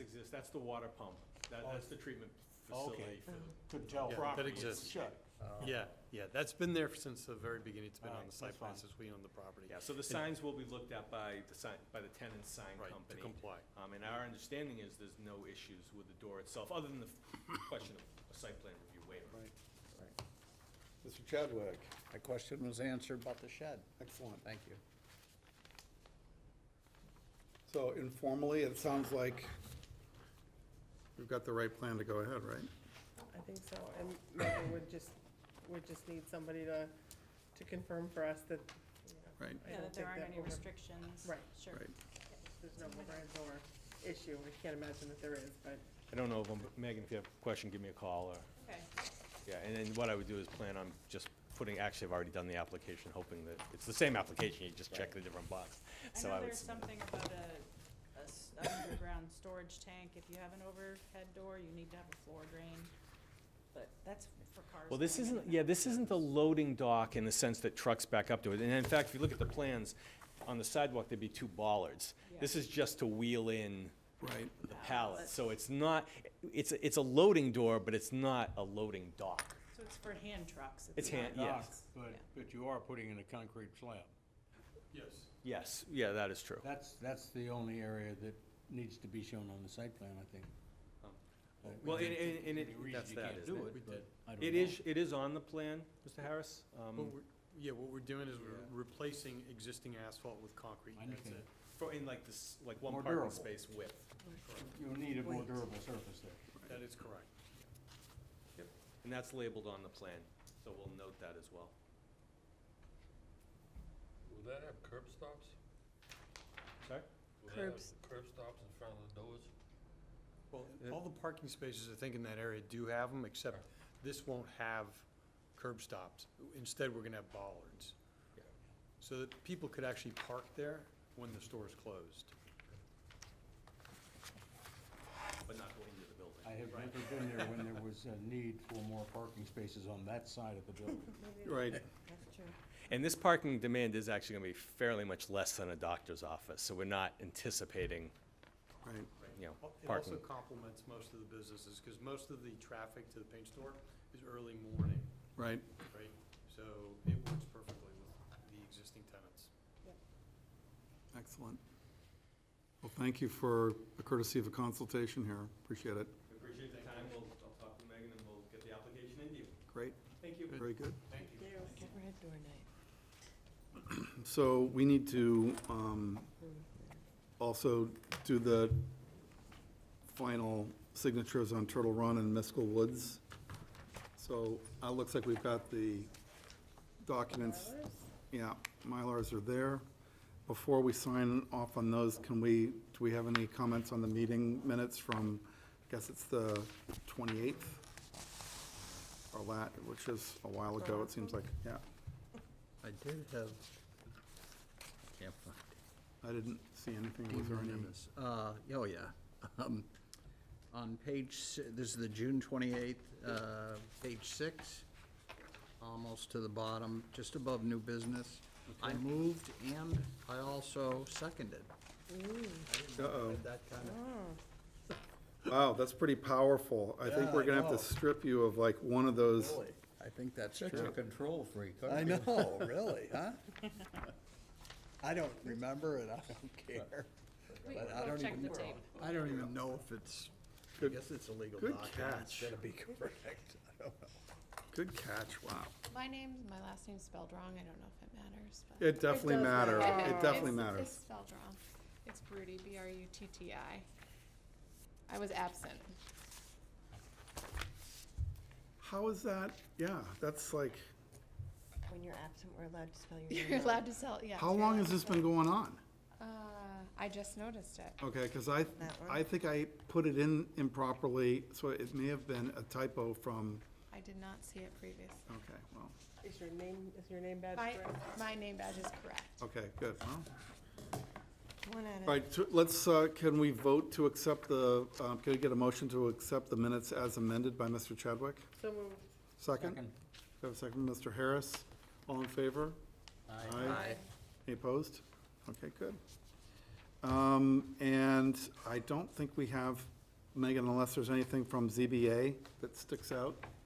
I looked at the sheet, doesn't see anything like, It's just 2 applicants, 22 Ocean Ave, which I believe is a continuance, right, and then 45 Christopher Way. It's an addition and a retaining wall, right. single-family home. Well, why don't we make our signatures and then we can adjourn after a nice, healthy 300-minute or 180-minute meeting, whatever it was. You made up for the fact that it was a whole month. Yeah, I know, we did. We did. And you know what? That was actually good deliberation here this evening, I think. It's funny, I expected a lot more discussion about the parking thing, and it spun I out. signed the signature. Okay. I signed these. So should we file over there and sign the Mylars? We'll spread them out. Okay. Thank you. Is the, Can we officially sign off now and then sign them, or do we have to, does the meeting have to be open while we sign, or is this like a technical no process? reason not to, no reason to close, just stay open and sign. All right. Transparency. Right, then nobody has to worry. You all worked on the Stone Horse issue. Should we prepare ourselves for a long meeting for that next time? Probably, just from the sounds. They occupied it. Yeah. We shouldn't talk about it. Right. Yeah, you're We're right. in an open meeting. Good point, Mary. So Mary, we're allowed to say be prepared, that's it. Yes. Thank you. So signature page up here and then chair signature. Okay. Do you have a Mylar pen? I do. You're the best. I'm prepared by Elaine, so she's the best. She's the best. Just wait till the line comes down.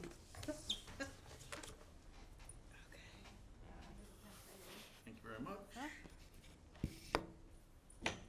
Will you put the date of endorsement in? We can put the date of endorsement in. Same thing here. This is, pen's running out of ink. Uh-oh. I think we have spares. Okay, Is that the Mylar one? Yeah, it's always gonna dry. Yep, we got. Yeah, this is definitely going. That's just you have to sign this, nobody else does. Try that one. All right, great. Thank you so much. Yep. Wow, this one's dry too. That You have one's to do good it, too? yeah, you have to kind of do it vertically.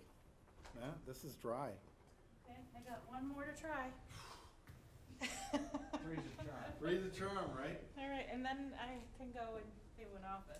Oh, this is beautiful. Okay, all right. Beauteous. I'm throwing these away, so we No don't try paper, to. no paper, including paper money. We usually sign off on multiple paper and one Mylar. Oh, Maybe, maybe not.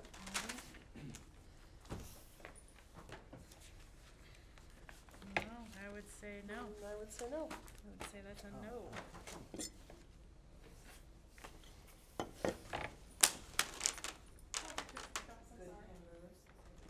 Yes, the good pen has to move. You're not in there? So you want to see the No head shop open plans, until 3 so a.m.? just the Mylar. Well, Some of us, right, it's like, Nobody wanted it. I Right. said, well, I don't know, hey, peace. We can't sell marijuana in town anyway. Yeah. that's, Right? that's true. Yeah. Yeah, that's right.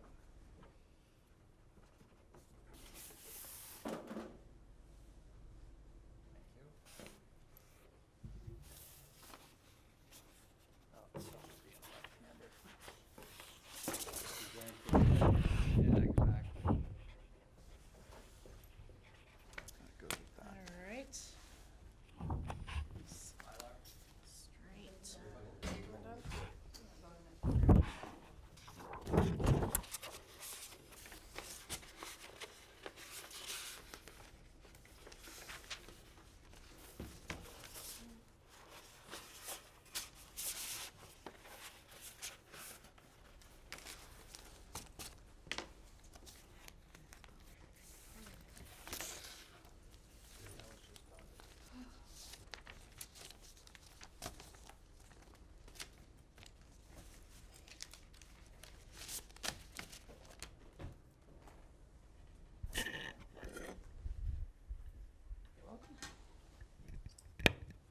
Just the two, Megan, right?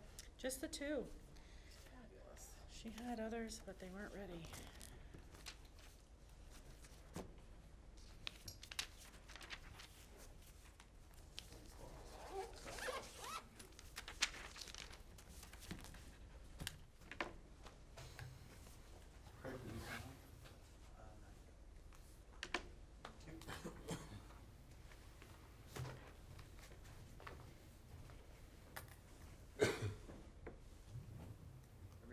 You think we got it?